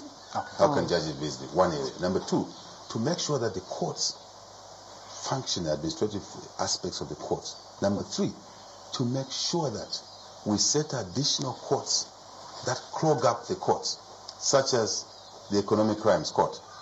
Good news, is it set up? Yes. Is it working? Yes. So it's taking the load away from certain judges or magistrates, and then leave those judges to attend to cases like Mubikiri's. I'm with you. We are together. We want to deliver fair leadership in this country. What happened to us must not happen to other people. Thank you. Thank you, Mr. President. Next item. This is another issue that raised a lot of talk, and I believe we just can't ignore it. Your relationship with Dr. Greg Mills of the Benthurst Foundation. We saw you attend that book launch, and obviously there was a lot of talk that popped up afterwards. People, Zambians, wanting to know the relationship that you have with Dr. Greg Mills. Words like, is this another state capture? And also just wanted to understand the role that Dr. Greg Mills plays in the UPND administration. You know, this is another of issues Zambians, some Zambians, a small number of Zambians, I must say, focus on the wrong things. Completely wrong things. How can you single out Greg Mills amongst HH's network of friends, who are many, locally here? Remember, I went to school, to a primary school, just like you. You made friends, isn't it? Sure. Just before you even went to school, people you were born with, you grew up with, they're friends. Why are we not asking questions about those? So is that the relationship you have with them? Listen, be patient. You asked a very important question, because I've been listening to this thing being parroted by people who really are losing track of where their attention must be. People we were born with, starting with in the micro-family, extended family, many. Remember, I'm a villager. We grew up in big families. When I was young, we would share a meal, 30 of us. One meal. Taking shima from one plate and dipping the shima in the soup, one plate. I'm a community man. I'm a friend of friends of friends. And that's good. That's why you are seeing the progress we've made. Very, very, very important progress in a short space of time. Because I can pick up the phone and talk to Kristalina, IMF Managing Director.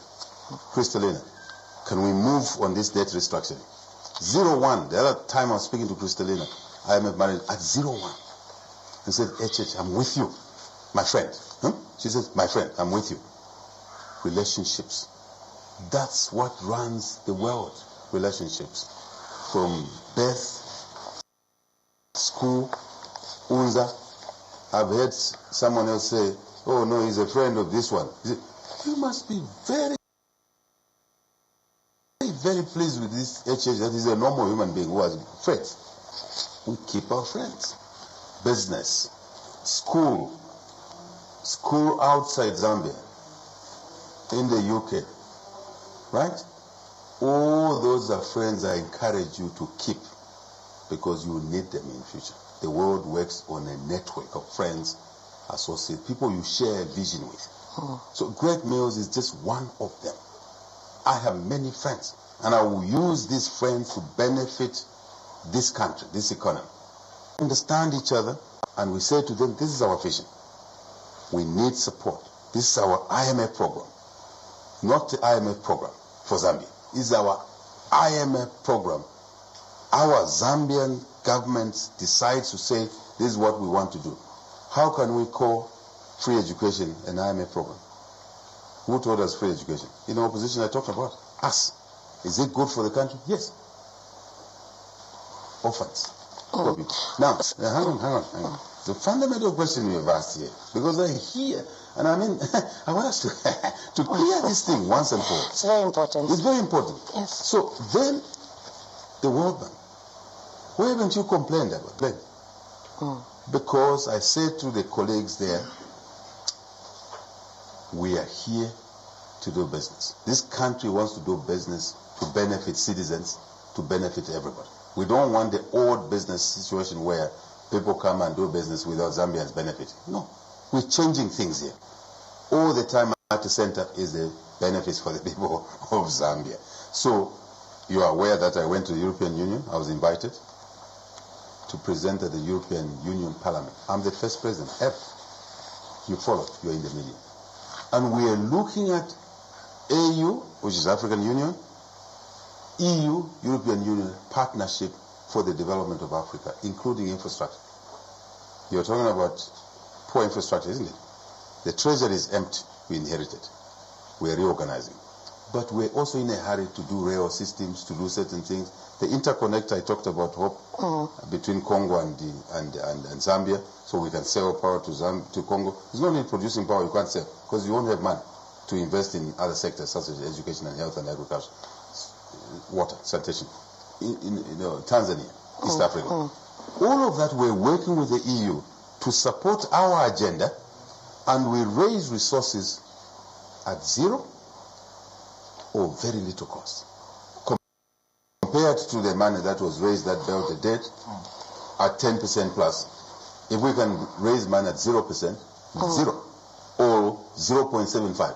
Are you aware that now with the World Bank we are raising money at 0.75%? Are you aware of that? So Mr. President, just to bring you back to your relationship with Greg Mills, that's where I'm going. I believe you are...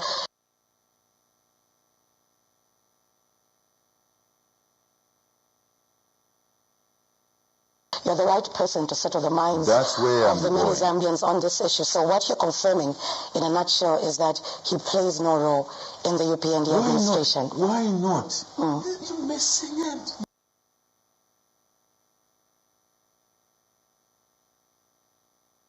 You're losing it completely because you are motivated to go that way.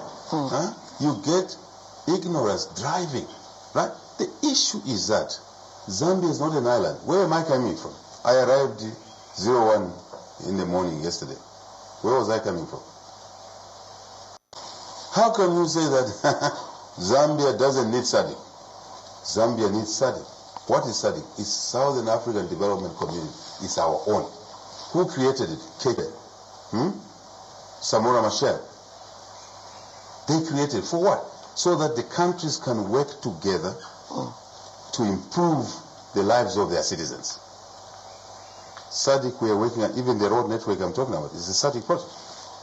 We are working on a rail line improvement, South Africa, Zimbabwe, Zambia, Congo, to open up trade and investment. When we do that, we grow the Zambian economy, Zimbabwean economy will grow, South African economy will grow, all our economies will grow, then we'll create jobs. That's the connection. So, to single out Greg Mills because an opposition party is talking about Greg Mills every day and you make it a subject on this platform, I'm very surprised, to be honest. It's something that's surprising. It shows how a wrong narrative can be driven to creating an issue where there's no issue. I am a friend of many. And when I was in opposition, I said, I will use my network of friends to benefit the country. And if Greg has a view, remember he's a writer, a A lot of Greg's books are on our Zambian libraries. Why are we not complaining? Why don't we go and pull out all his books, which are all over, how Africa can grow, how Africa can be the next tiger. Okay. What are the tiger economy? So, what's the issue here? Yeah, Mr. President, since we're talking about relationships, yes. I want to talk about foreign policy. You addressed you had speeches at the UN, you addressed the EU Parliament, you visited the White House as well, and another issue that we have to highlight in your presidency, you voted to reprimand Russia from invading Ukraine in the UN resolution. Some people feel the administration is too West-leaning, with others calling you a puppet of the West. How do you respond to that? What's your motivation? How can I just be a puppet of anybody? I can never be a puppet of great news. Great news is a friend of mine. We share a common understanding how to make. By the way, he's an African. Just that is why. I'm not talking about great news. No. I know where you're coming from. Greg is an African. He's South African. We have whites here who are citizens of Zambia, and we must not discriminate. The issues you are talking about. Let me stay with this issue a little bit. I went to school in England and in Zambia. I worked in England. I worked in Birmingham. I worked in London. So how then, why didn't you complain to the British that what is that black person doing there, working in London? Would the British then say that they were puppets of black people because they worked in London and created value there and learned how to do things better? We all learn all the time. Zambians now are running banks around the world. Are you aware of that? So why don't you single out those Zambians who are running banks in South Africa, where Greg comes from? Running big institutions in New York. I'll be going to New York. I'll be meeting Zambians for dinner. They're running fantastic things there. You should be proud of them. Medical doctors. We have a Zambian who is a medical doctor in California, who is a billionaire in America. He's a Zambian citizen. Worked there, went to school, worked there. Why are Americans not complaining about him? Civilization, civility. Understanding that we are part of the global community. We're not an island. Mind you, we are in the middle. We don't have a seaport. Why do we have Tazara? Why did I go to Tanzania to discuss how we can improve Tazara? With the Chinese, by the way. Tanzania, Zambia, China. We are retracing the roots of Nyerere, Chairman Mao, KK. Why are we not complaining about that? We have a stronger relationship with China. Why are we not complaining about that? Why are we complaining about one of the many of it? Yes, if Greg has ideas that will help us create jobs here, we will use his ideas. But if Zambians have ideas, you guys, let me put it this way. Hang on, let me put it this way. Are you following what's happening in this region? Where countries around the region are saying, we want to learn from Zambia how they are managing their currency. It's the second best performing currency in the world right now, Kwacha. And the whole world are saying we want to learn from Zambia. You don't want to learn from others. Others are learning from you. It's being uncivilized, completely and lack of understanding, right? So they're saying we want to learn from Zambia how they put down inflation. Because inflation, if it's high, you can't develop the economy. No one will invest because the money gets eaten away, in simple language. Because inflation is a cost. From 25 to single digit. They are saying, how is Zambia doing it? 2 days ago, I hardly sat in the SADC conference because most delegations were, we need a side meeting with you. And what were the side meeting about? How we are managing inflation, how we are managing the currency, Kwacha, against other currencies, how we are beginning to drop interest rates to create room for growth. Now, if they are happy to ask your president, your servant, to give ideas there, and then they hear you that you don't want to receive ideas from them, when they came to ask me, I will allow them to talk because they called the meeting. After they are through, I'll say, I also want to learn. Zambia wants to learn from you on this, on that. I'll tell you what I asked the Zimbabwe, for example. Babu the President. After he spoke, I said, Mr. President, we want to learn how you have organized the gold sector, small-scale gold miners, Zimbabweans. Illegal miners, they've legalized them. And they've organized them in a way that they produce, then they provide a market. Then the government provides the market, buys the gold, then it processes them, the gold. Then it becomes legal. Small miners get value, government gets value, the nation improves. So I said, we would like to learn. And I went to say the same in Tanzania. And we'll be implementing some of these issues. We learn from each other. So great news must never be an issue. The issue of China, Russia. China website of Russia. We voted against war. We don't support war. You've heard me say instability anywhere is instability everywhere. We do not support war. So we vote against war. Are you aware that we are fighting, your own people are fighting, citizens are in Mozambique, Cabo Delgado? Are you aware? We are against war in Mozambique. Okay. So, to help you, we are against war in Mozambique because when there's trouble in Mozambique, there's trouble in Zambia. When there's trouble in Eastern Congo, 2 days ago we were discussing Eastern Congo, and we would like to help in Eastern Congo so that we stabilize Congo. An unstable Congo is an unstable Zambia. Remember, we share 1,900 kilometers of border with Congo. That will spill over to us. And when it comes, we won't even be able to have an interview like this. All right, Mr. President, we'll move on to the next item. So I hope I've answered your question of our vote. It's against war. Not against Russia. It's against war. Thank you very much, Mr. President. We now move on to the mining sector, a very important sector in this country, and maybe we can have a deeper conversation there. The uncertainty surrounding Mopani and KCM, there's been a lot of talk there. When it comes to liquidation, your position, you know about liquidation issues. While you were in opposition, your position now, and some feeling, well, if we have to look at KCM, the only change we have seen there is the name of the liquidator. So we want to get your clear position on issues surrounding, KCM or Mopani. The miners are complaining. Where do we stand? Very simple. Very simple. Our agenda to unlock assets. Our agenda is to get assets into production. KCM Mopani are some of those assets. Just to put things in context, First Quantum was in a similar situation, but different facts. It was hanging for 12 years, even before PF came into office. The Nico project. When we came in, we quickly sat down and locked that asset. Now we have a Nico project there.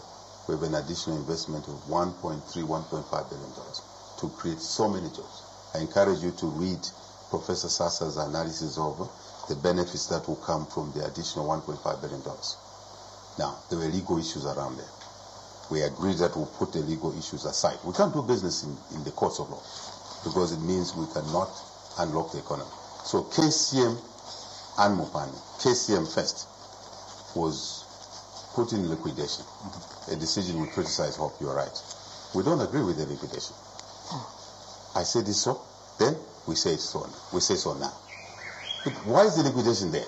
Because if you remove the liquidation now, there's what we call, there will be a run on the asset. What does that mean? It means creditors can move in and dispatch the mine. This one takes a pump. This one takes a bulldozer. This one. So the liquidation, because it was a mistake, you can't just lift it out. Again, methodical. Understanding, knowledge, experiences elsewhere. We have this experience ourselves. We understand what could go wrong. When you made the first mistake, we shouldn't make the second mistake. We must make the second right decision. So, the liquidation hangs there. The name you're talking about, because the liquidator who was there has issues. And they are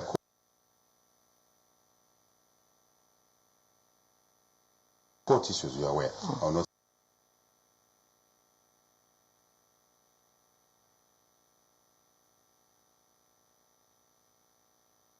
say much.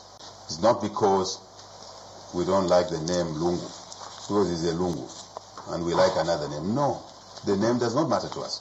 It's the raw, it's the function, it's the usage value. So I want to emphasize this. So in that case, we are holding on to the liquidator as a cover, legal cover, protection, hope to avoid a run, which I've described. As we find a commercial solution. What's the commercial solution? With one who is going to mine in KCM, in particular Konkola Deep, where the ores are good, but they are deep. But they need to be mined. You need technical capability to do that. We want a miner to take over that asset that will pay the suppliers that were not paid in 2016, 2017, before we became president. Your servants.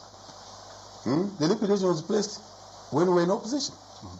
So we are the solution. Okay. Again, we're not a problem. Just on your answer, yes. You've identified that miner that you want to take over. We're working on that. We're working on that. First and foremost, this is where I was going. First and foremost, there's a legal shareholder there. Who is the legal shareholder? Vedanta Resources. Zambian government, don't forget, and Vedanta Resources, isn't it? Who put the liquidator? Zambian government, without the consent of the other shareholders. Are we together? It's very important that we follow the story as it is. Then we can ask the right questions. Now that we're in place, we want to normalize this situation, because the legal situation is that there is government, the shareholder through ZCCMIH, and there's Vedanta. Now these two have taken themselves to court. For years they've been in court, long before we took office. Our approach is that, can you come to the table? You can't find a solution in courts, as we did for First Quantum. Let us come to the table to find a commercial solution. And that's what we hear us now working to sign an agreement to suspend litigation. When we suspend litigation, now we can have a commercial solution. That's a commercial solution to find who takes over KCM, the mine. For what purpose? To work the mine, to produce more copper and cobalt. Why? We've set a target of 3 million tons in 10 years, not in 1-2 years. I've heard some media people say in 3 years, in 10 years.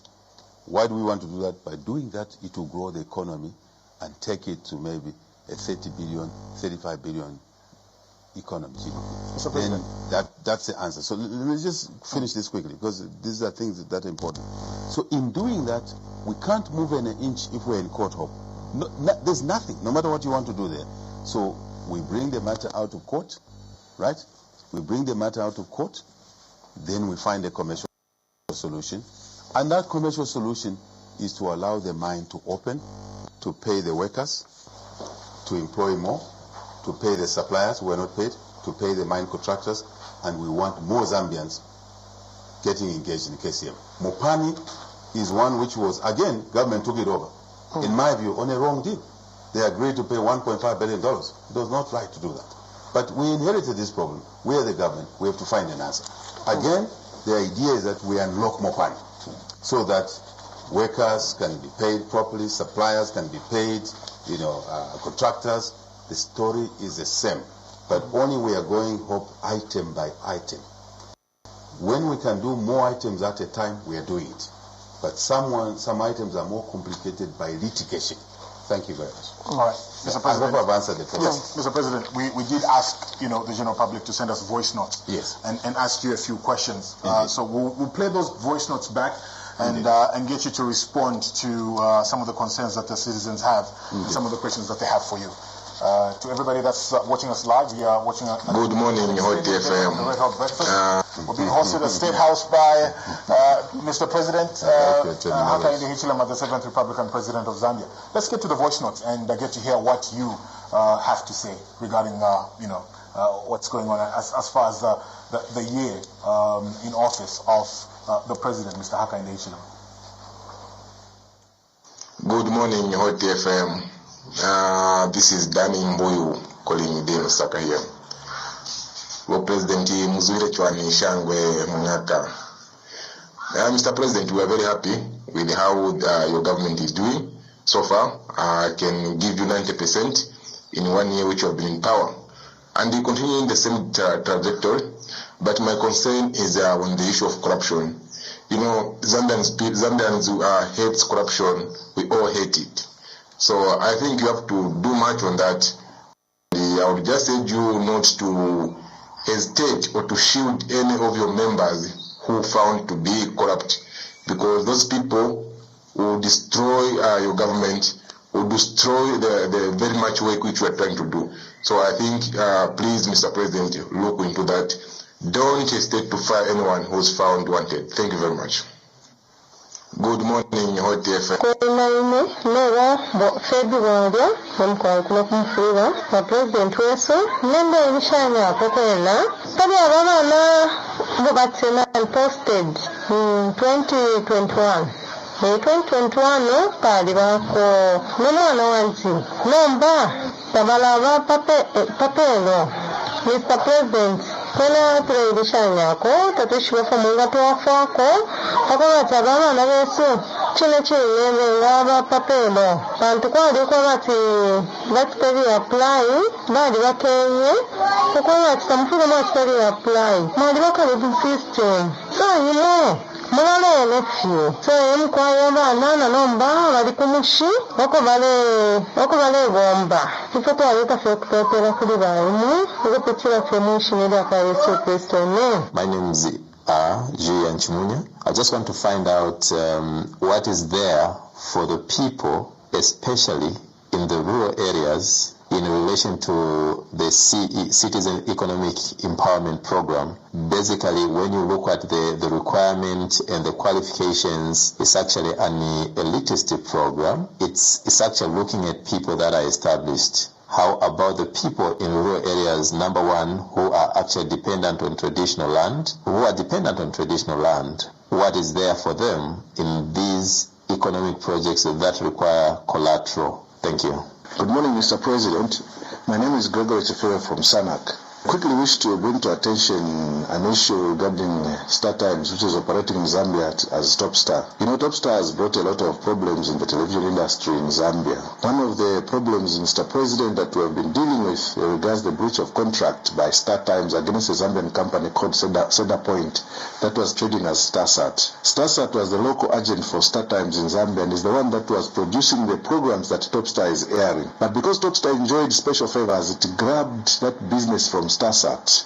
The matter was taken to court 8 years ago with a valid injunction, but Topstar, IB, and the Ministry of Information, for reasons best known to themselves, have continuously ignored this injunction. Meanwhile, over 500 workers of Starsat are suffering, and some have even died. Topstar, with the support of the IB, is untouchable, Mr. President. You need to intervene and do something. I plead with you, Mr. President, with tears in my eyes, to help for the sake of the suffering families, widows and orphans of Starsat workers, to intervene by ensuring that government wings like the IBA obey the injunction so that StarTimes can be made to do the right thing. And for your own information, sir, Topstar is operating in Zambia without a content license. I don't think this can happen if it is Zambian company behaving like this in China. My name is Martin Lembani, calling from Minwood, Lusaka. The question I have for the Excellency is that we are very thankful for the people that he has employed in the civil service, the teachers, the nurses, and they would be for that employed youths. Is your government considering reducing the retirement age from 65 to probably 55? And apart from that, are you ready to let go those civil servants who have served probably for 20 years or more to go on voluntary separation? Are you considering that? Greetings to you, Mr. President. My name is Chileko Mambwe, Ubuntu Brand Ambassador, the leader of Zambia's fastest growing cooperative union, dubbed Zambia Savings and Credit Union Cooperative Society Limited, the Ubuntu movement, we call it. Your Excellency, I would like to commend you for what you've done in the past 1 year, especially for the great opportunities you have actually availed before us Zambians. From the trips we've been actually having, I will actually dwell on one, the UAE. We took advantage of that and we signed an oil deal. Your Excellency, the oil is here in Zambia, and we remember we featured on the hot seat And we received a call from your economic advisor, Dr. Nankamba. Your Excellency, we were proud of that. And now that the oil is here, the challenge we've been having is accessing you, so that you, being the Chief Marketing Officer, you can actually introduce us to some of these mining companies that can get the oil. The cooperative movement we are running is viable, meaning we are able to raise our own capital and we can bring in as many liters as possible. All we need is market. And we are asking you, our Chief Marketing Officer, to help us. Because accessing you, Your Excellency, I'm glad that you're on that platform, has been very difficult. Our movement would like to contribute to creating jobs in this country.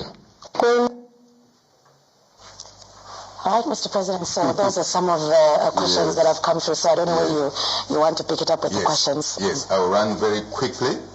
And Danny Mbuyu, happy with government corruption, we must do more for corruption, no favors, agreed. Totally agreed. I think corruption knows no favor, past corruption, present corruption, future corruption, no tribalism, no ethnicity in it. You corrupt, full stop. And I think we've demonstrated that fact already. You are aware that at the Anti-Corruption Commission itself, the new Director General has removed the acting Director General under our government. We've also moved certain things, certain people have been basically dealt with in the new government, because there was an argument that this is for the past only. No, corruption is corruption. So we want to assure the people of Zambia that let us continue abhorring corruption. Let us not support the corrupt and call the corrupt different names. There's no ethnicity in it at all. It's corruption, it's corrupt. Because you don't steal for other people in your ethnic group. You steal for yourself, for your greed.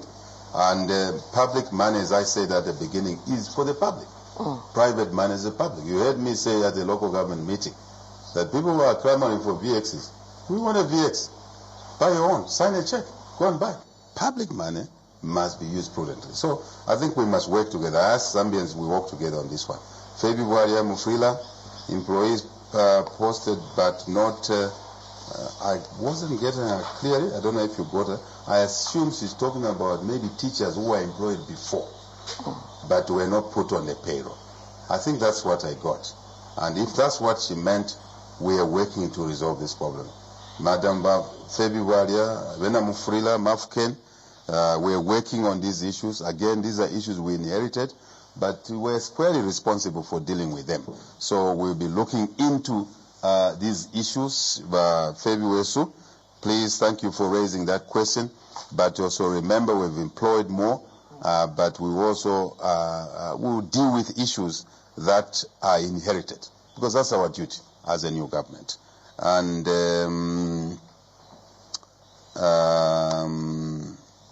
just a second. Yeah. Nchimunya, CEC, it seems, is biased towards urban people. I think he was talking of collateral, title deeds, communist land. We'll look into that matter as well, definitely. I think he makes a point that CEC must be accessed by everybody.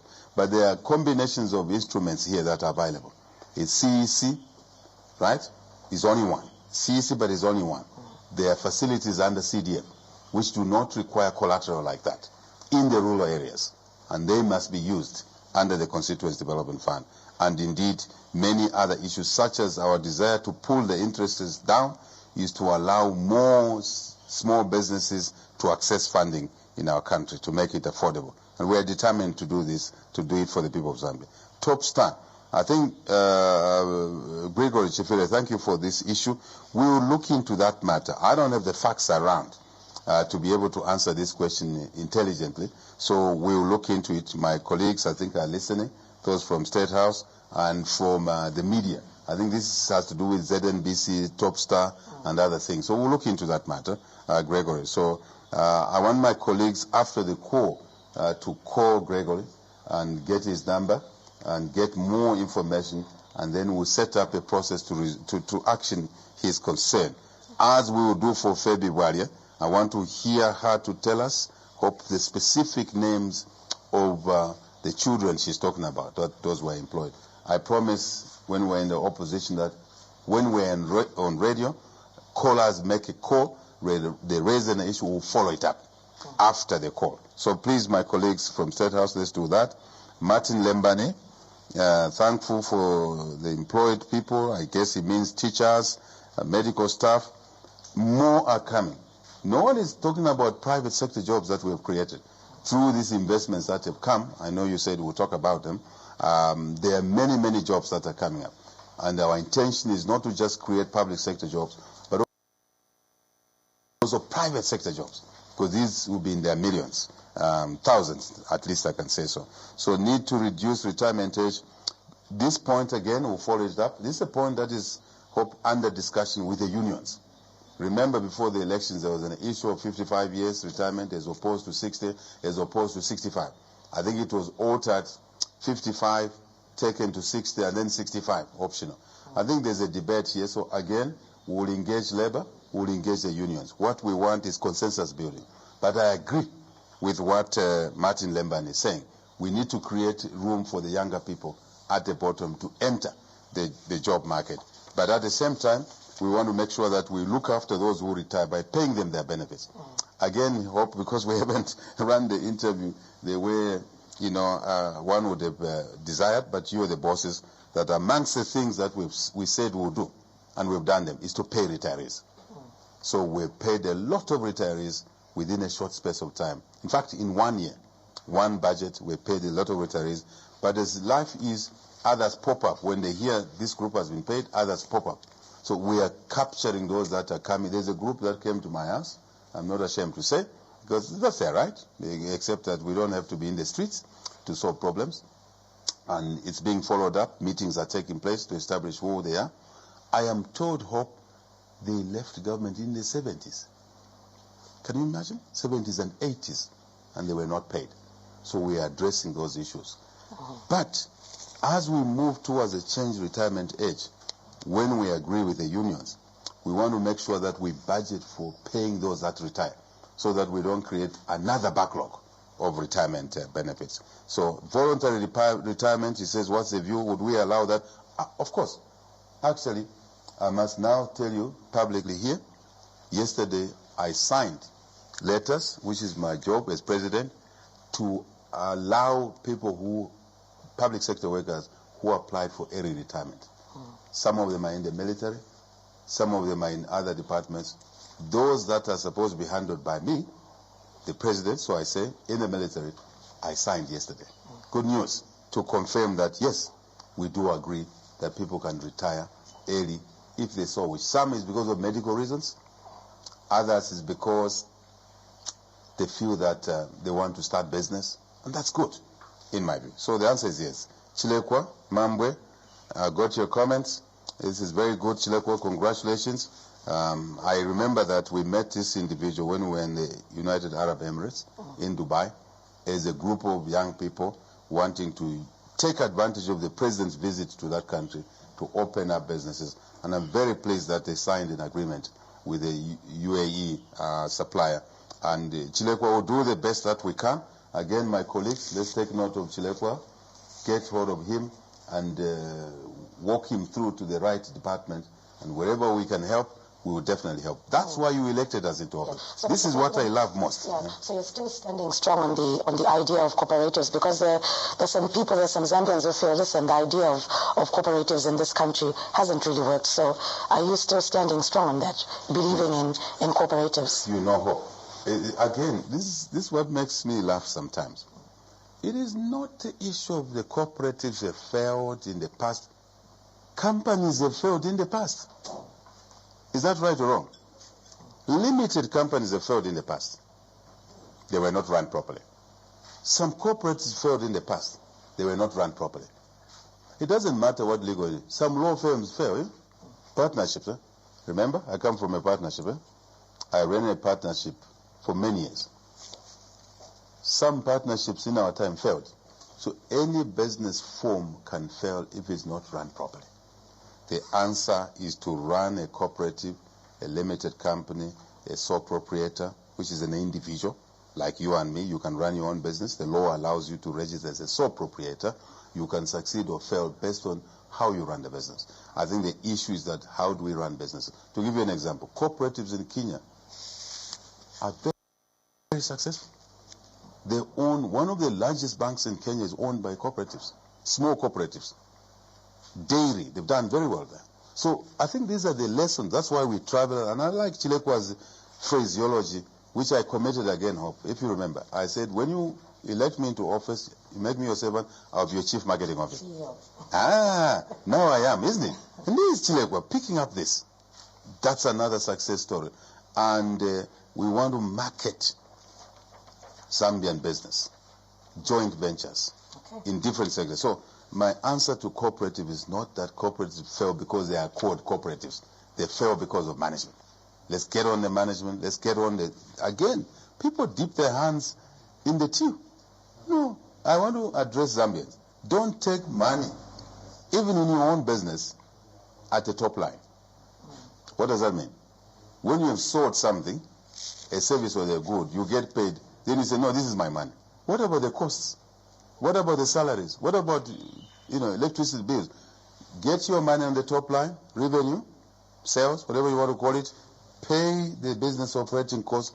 When you have made a profit, that's what you take. And then don't take all of it. I can share this experience. Reinvest most of it. It will look after you when you need to be looked after. Yeah. Thank you. Now, Mr. President, joining us is a colleague right now from Hot FM, breakfast show now. He was taking note of some of the questions that were coming through on our different social media platforms. So these are very important questions, and so he'll start with the few that he has. Mr. President, it's a pleasure to speak to you. So here's a question from a man named James Peary. He's based in the UK, a Zambian based in the UK. And his question is, the previous government announced a Zambia tourism strategy that was very general and short on specifics. In terms of infrastructure, Zambia remains a very disjointed and expensive tourist destination. It is not uncommon in the West now for people to think of the Victoria Falls as being in South Africa because of the way tourism packages are marketed. Ethiopia, on the other hand, continues to execute a well-planned and coordinated tourism strategy underpinned by holistic infrastructure projects and measurable milestones. What are the government's priorities for making the Zambian tourism industry holistic, competitive, and even revenue generating for ZRA? That's the question from James Peary. What's your response? Yeah, thank you very much, James Peary. That's a very, very good question. I must say, commend James for that. Yes, we've not done well as a country in the tourism sector for many years. And yes, the tourism sector is a huge business. It's a huge sector. Mind you, it's also renewable if we run it properly, meaning that we can continue offering that service, that package, I call it a package, in the tourism, if we manage it properly. So the strategy is important, we agree, and we're working on that. And tourism ministry now is one of the center stage economic ministries that we're focusing on. I think James will be happy to hear that. We are repositioning ourselves, starting from the strategy, where amongst the things we want to do is to make sure that we market our special endowments. Victoria Falls is one, but only one. And the perception that is from South Africa is even worse. Before, the perception was that it was in Zimbabwe. Right. We share it with Zimbabwe. We didn't do well in marketing. Agreed. But we're working on that very, very quickly. And if you notice, to walk the talk, the last time President Kagame visited Zambia, where did I take him? To Livingstone. To Livingstone. Right. Deliberate, measured. And I was with him on that small train, tourist train. Very nice attraction. I hope you ride on it one of these days. For sure. You Zambians must also promote domestic tourism. So we are looking at packages to ensure that domestic tourism also hammers. Basically, it must be humming, so to say. So after that visit, remember we went to see the lions, Mukuni area there. Right. And he touched the lions. Never had that experience in his life. He's managing gorillas in mountain gorillas, but he did not know how much indored we are. And we are now opening up that area as an example. And since that visit, you see Livingstone is very busy. I'm sure you've observed that. International conferences, local conferences, meetings are taking place there, is to open up tourism. But tourism is not just Livingstone. It is Mfuwe. It is Kafue National Park. I'm sure you are aware we've signed now with the better management of the Kafue National Park with African Parks, who are actually managing the mountain gorillas in Rwanda, who are managing our Liua. Now, our Liua, we've gotten wildebeest migration back. It was depleted. And so we want to manage our assets properly, reinvest in them, James Spirit, and market them properly. And also, not just market the Zambian products. If you heard when I was in Tanzania again, with President Samia Hassan, we agreed, together with other countries, African countries, that we will now package Africa in a way that a tourist can come, go to Zanzibar, go to Tanzania mainland, same package, come to Zambia, Kafue National Park, Luangwa, Kasaba Bay. Not even talking about Northern Circuit, but you see in our budget we will now put money for the Northern Circuit to open up Kasaba Bay, including the airstrip there, which is dysfunctional. It's really a shameful situation, but we are addressing that issue. Specific measures, domestic product, linking them to regional products, what we call a destination. If you're familiar with tourism, we have what we call a destination, which means a destination is bigger than Livingstone, is bigger than Zambia, it is South Africa, it's Table Bay Mountain, and then by pulling our marketing, Zambia does its part, other countries do their part, SADC itself, then we are going to get more traffic flows. Key also, because I'm familiar with this sector, as you know, very familiar with this sector. We also want to increase what we call bed nights, meaning longer stays. It simply means longer stays. When they come to us, they must go to Livingstone, go to Kasaba Bay, go to another place. We keep them longer. Why? They'll spend more money. Where? In the restaurant, in the room, in the bar. I don't drink, but in the bar. And also other sites, bungee jumping, whatever, walking with the lion. So James, you are 100%. Any suggestions you have, we welcome them. And I hope you've got James's number. If we can capture James's number, let's get hold of James, see if we can learn from him.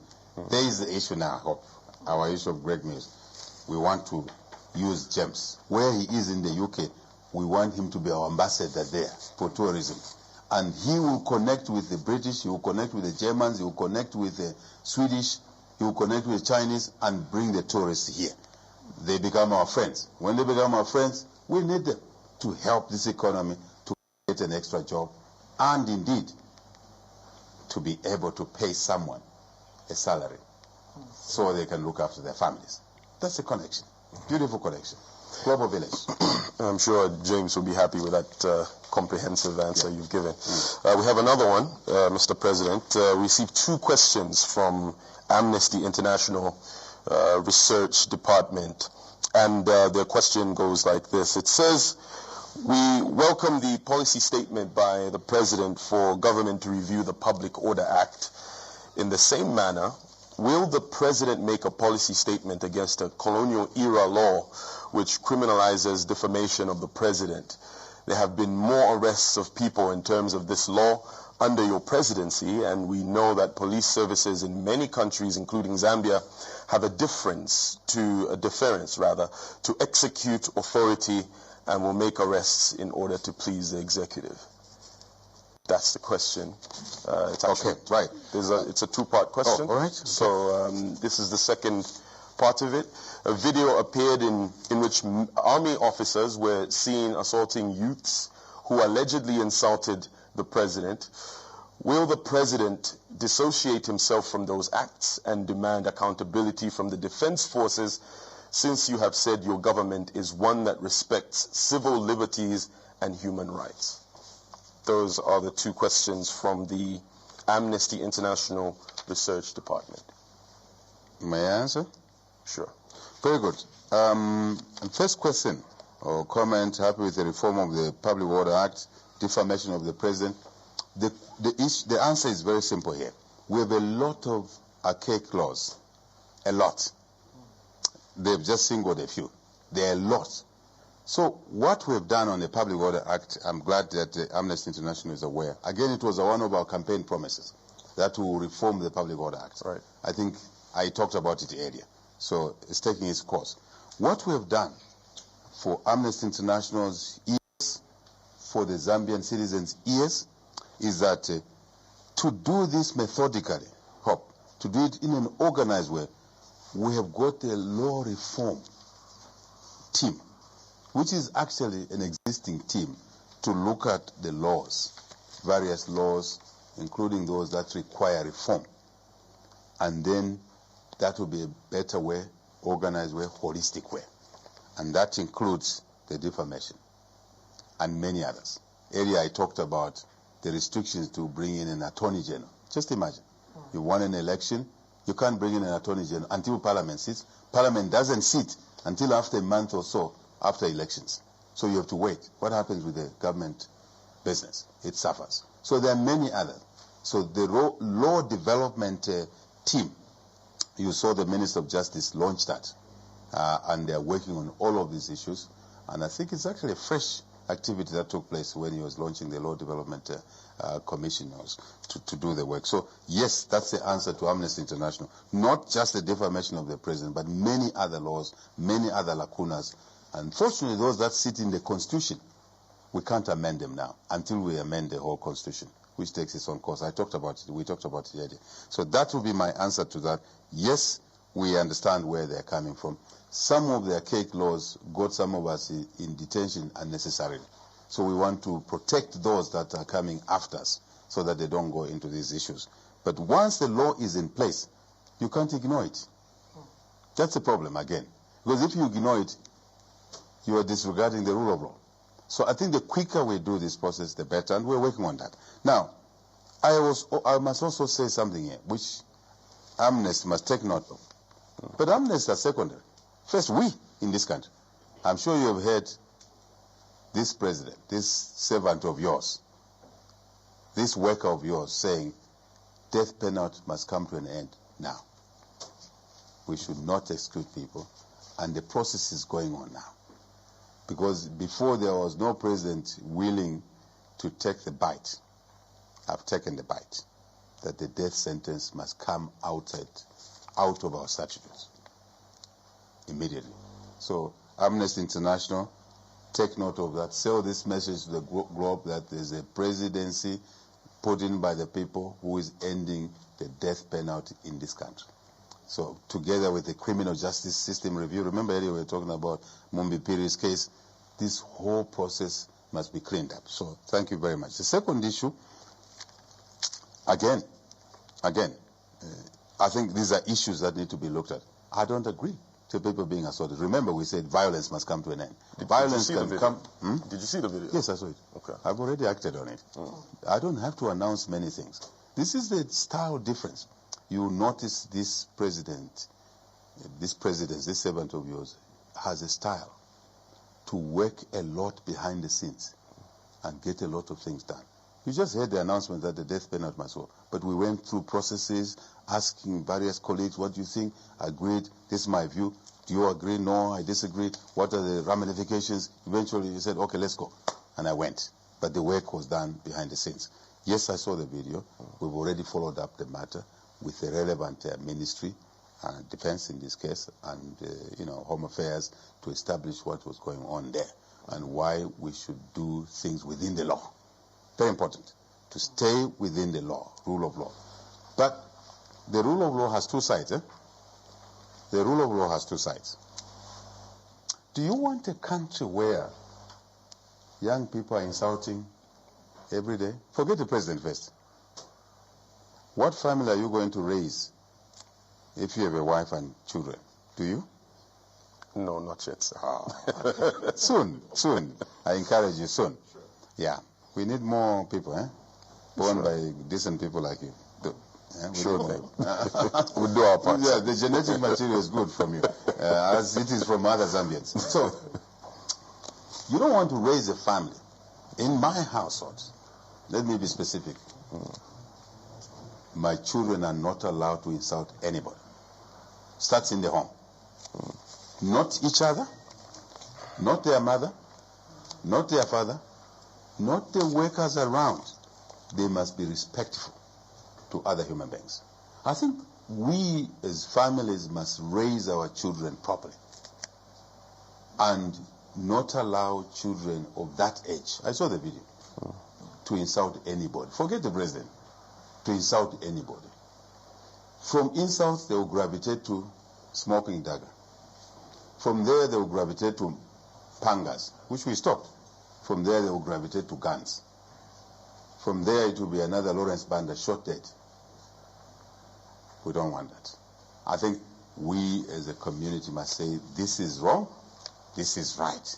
And what's wrong, we must handle it properly in a most humane way, respecting human rights, liberties and freedoms, but also flipping the side of the coin to make sure that we don't breed a society of hooligans and thugs. That's what we inherited just 12 months ago. Thugs in Kulima Tower, thugs in Kamgodi, beating up people, thugs in KMB, everywhere. Again, hope our achievements. We've ended that. Lingering habits, old habits die hard. Some will continue. We clamp down on those.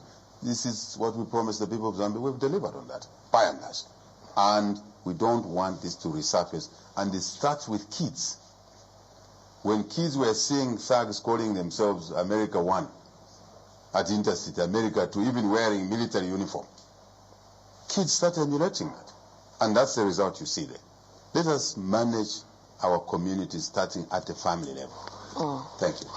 All right, Mr. President, we are coming to the end of this special interview, looking at your 1 year in office, and obviously we had to rush you through some points. We know there are a lot of other areas that we would have looked at, but if there's anything else that you feel like, sharing right now, looking at where you've scored as the new Dawn government, your success story, I can allow you to do that as we close.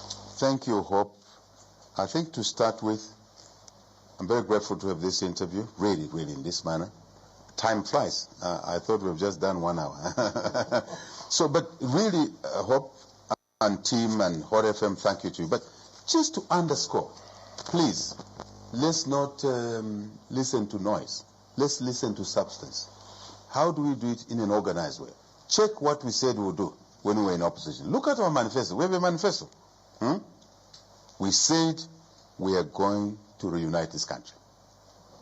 And the first step we pronounced in opposition was that the cabinet will have a member from every province. Have we done that? We have. First step. Every province has a cabinet minister on the cabinet table. 12 months ago, it wasn't the case. 4 provinces didn't have. 5 provinces didn't have. We now have everybody. Why? Because we want to reunite this country. That's very important. We also said we will end violence. By and large, we have. And you've gotten used to normalcy now. And people have forgotten that anyone wearing a red regalia, whether it's labeled UPND or not, you were not allowed in the intercity. It was committing suicide. People got mugged, beaten, blooded. It's not there. People can go with the PF T-shirts in there. Nobody will touch them. We don't have to be thanked, but we must tick that this is what we have achieved as we promised the people of Zambia. What else? I just want to pick a few things. A few things only, if that's what matters. We said we will stabilize the economy. We have. Debt, we're managing, as we said. Something that was difficult to achieve, we've achieved. Again, Hope, because of friendship, credibility, network. If you run a business, Hope, and you have no business network, I can bet you will not succeed. Because sometimes marketing is called word of mouth. Sometimes, yes, you go on social media, but sometimes is people who know you that you are credible. They will refer somebody else. Please understand that. It's an asset. Friendships, good friends for that matter, not murderers, not those who do negative things, are an asset within the country, in the family, and outside the world. Because we're members of the global community. Hope, what else have we done? Zambia had become a pariah, a state. Very inactive in SADC, very inactive in Commonwealth, very inactive at the African Union, very inactive at UN. We've taken the country back in the League of Nations. And being respected now. Just watch. Champions League. Yeah, we're back in the Champions League. Truly. And see how many sports we've won, eh? Kosafa. But now football. Sports. Muzala. Encouragement. Good vibes. Good space. That's where we are. And that's good for development. But more than that, we've brought back stability in the economy. The variables are under control now.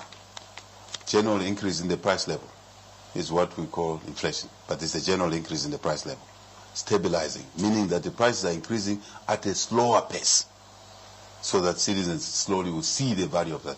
Some cannot see it with their eyes now because they are not trained in this area. But soon they will see it. But others are seeing it already because your colleague seated there, we argued a little bit about the kwacha and the dollar exchange rate. It was in 23, and it was difficult. If you had $1,000, you go and import goods, and the kwacha, you sell in kwacha the goods where, then you sell them, you buy more goods, you then buy more goods, you have to buy more dollars. To buy more dollars, you will buy $700, $600 instead of $1,000. Now you can buy more dollars. Very simple. Very simple, thank you. So it's these issues that are important, and they will lead to investment, they will lead to more job creation, but also we have talked about the jobs we have created, but this is only the beginning. We have a long way to go. This is only the beginning. And we want to make sure that what people voted for change, is delivered. So instead of hearing noise and biases, let's just be orderly. Let's look at what we said we'll do. What are we doing? You have the manifesto for you to check, and other pronouncements that we made. I think we're walking the talk. There's no question about that. We're walking the talk. Prudence, wastage of resources, fighting corruption, relentless. You can only compare it to the time of President Manawas. May he so rest in peace. But it's not to target anybody. No, it's to keep public money in the public. As I said, the kwacha stabilized. What else do we want to talk about? We want to talk about investments. Substantial. They've come. I want to explain. But this is only the beginning. KCM Mopani, we are very aware. We're working on it. Today, I'm getting a brief on Mopani and KCM because I left the teams working. And we're working very hard to unlock that. The small grants we're giving to many children who now are in school, including elderly people who had left school because of pregnancy or because of what, we've opened up. They're going back. Very, very, very happy. I can go on and on. They're small achievements, but yet important. Freedom. Freedom. Who wants to be afraid of going into Kabwe on a bus when you want to go to Kabwe? Freedom. Before anything else, freedom of movement, of association, of conscience is so fundamental. I can go on and on. We want to support the electric vehicle industry. Are you aware that we've already now moved to get a site where we will start making electric vehicle batteries? But I'm saying I'm not interested in batteries only, other accessories. This industry is worth trillions of dollars. We want a fair share so that we don't export our metals, raw materials as we've always done as Africa, but value add here.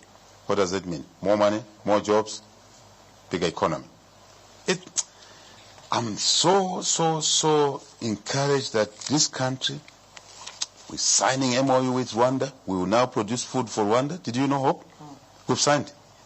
Put signatures, to produce food for Rwanda because we have the land, and then to process some of it. Right? Our trips, Swaziland is now buying food from us, beginning to buy food from us. Kenya, Congo DR, Everything is moving now in the right direction. Our job is to work hard as a country, not to play around. No more party after party. We must replace this with work, and more smart, hard work. No more party after party. Andy, no more tantameni. You know what tantameni is? Just queue up for handouts. No more kamo. No more. If you are to be employed like we promised when we were in opposition, that your only qualification will be you are Zambian, you are qualified. Are we living by that? Yes. How? Employment of teachers. Have you seen audios, videos from Kasama, from Kawamba, where a chief Mukanta, called his children who got employment as teachers, and they talked on their own. The best vouching is when people talk on their own, not what SH says. And one young lady says, I graduated 5 years ago. In the previous government, she meant the PF, to get a job, nishikuri pila, tundalama. Kano, gatawa, taupero mundundalama, there will be no job. But this UPND government gave me a job. I know nobody in Lusaka. I didn't pay any bribe. I am a teacher.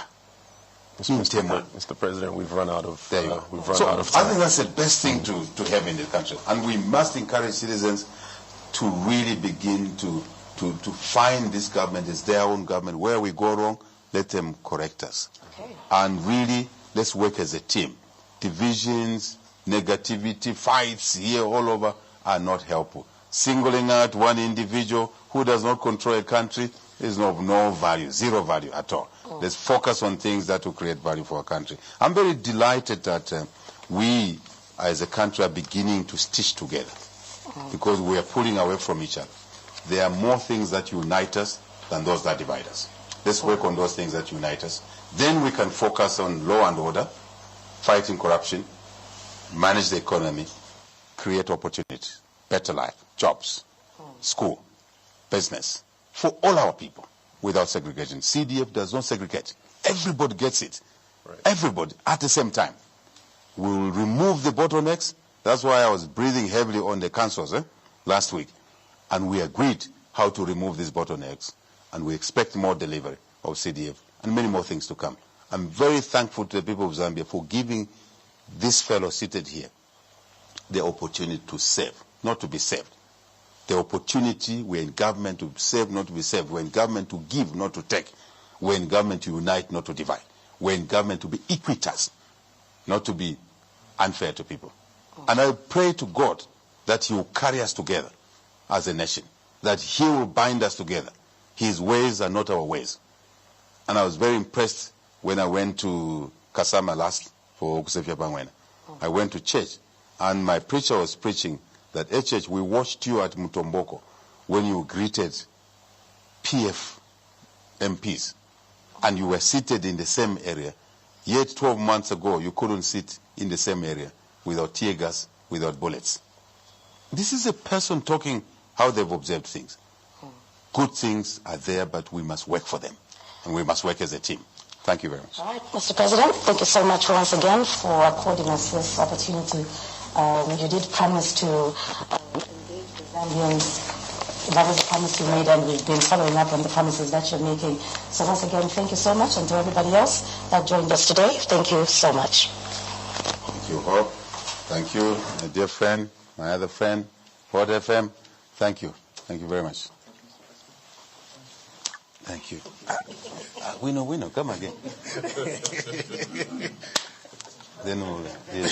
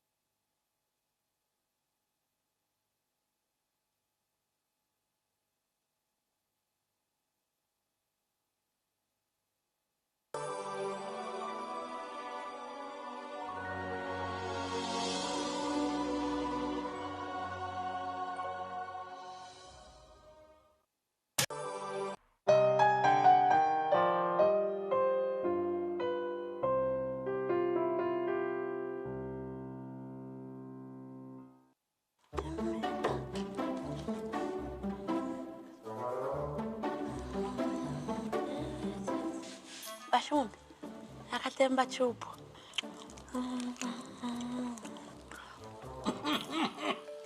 Amenshi. Sweetie.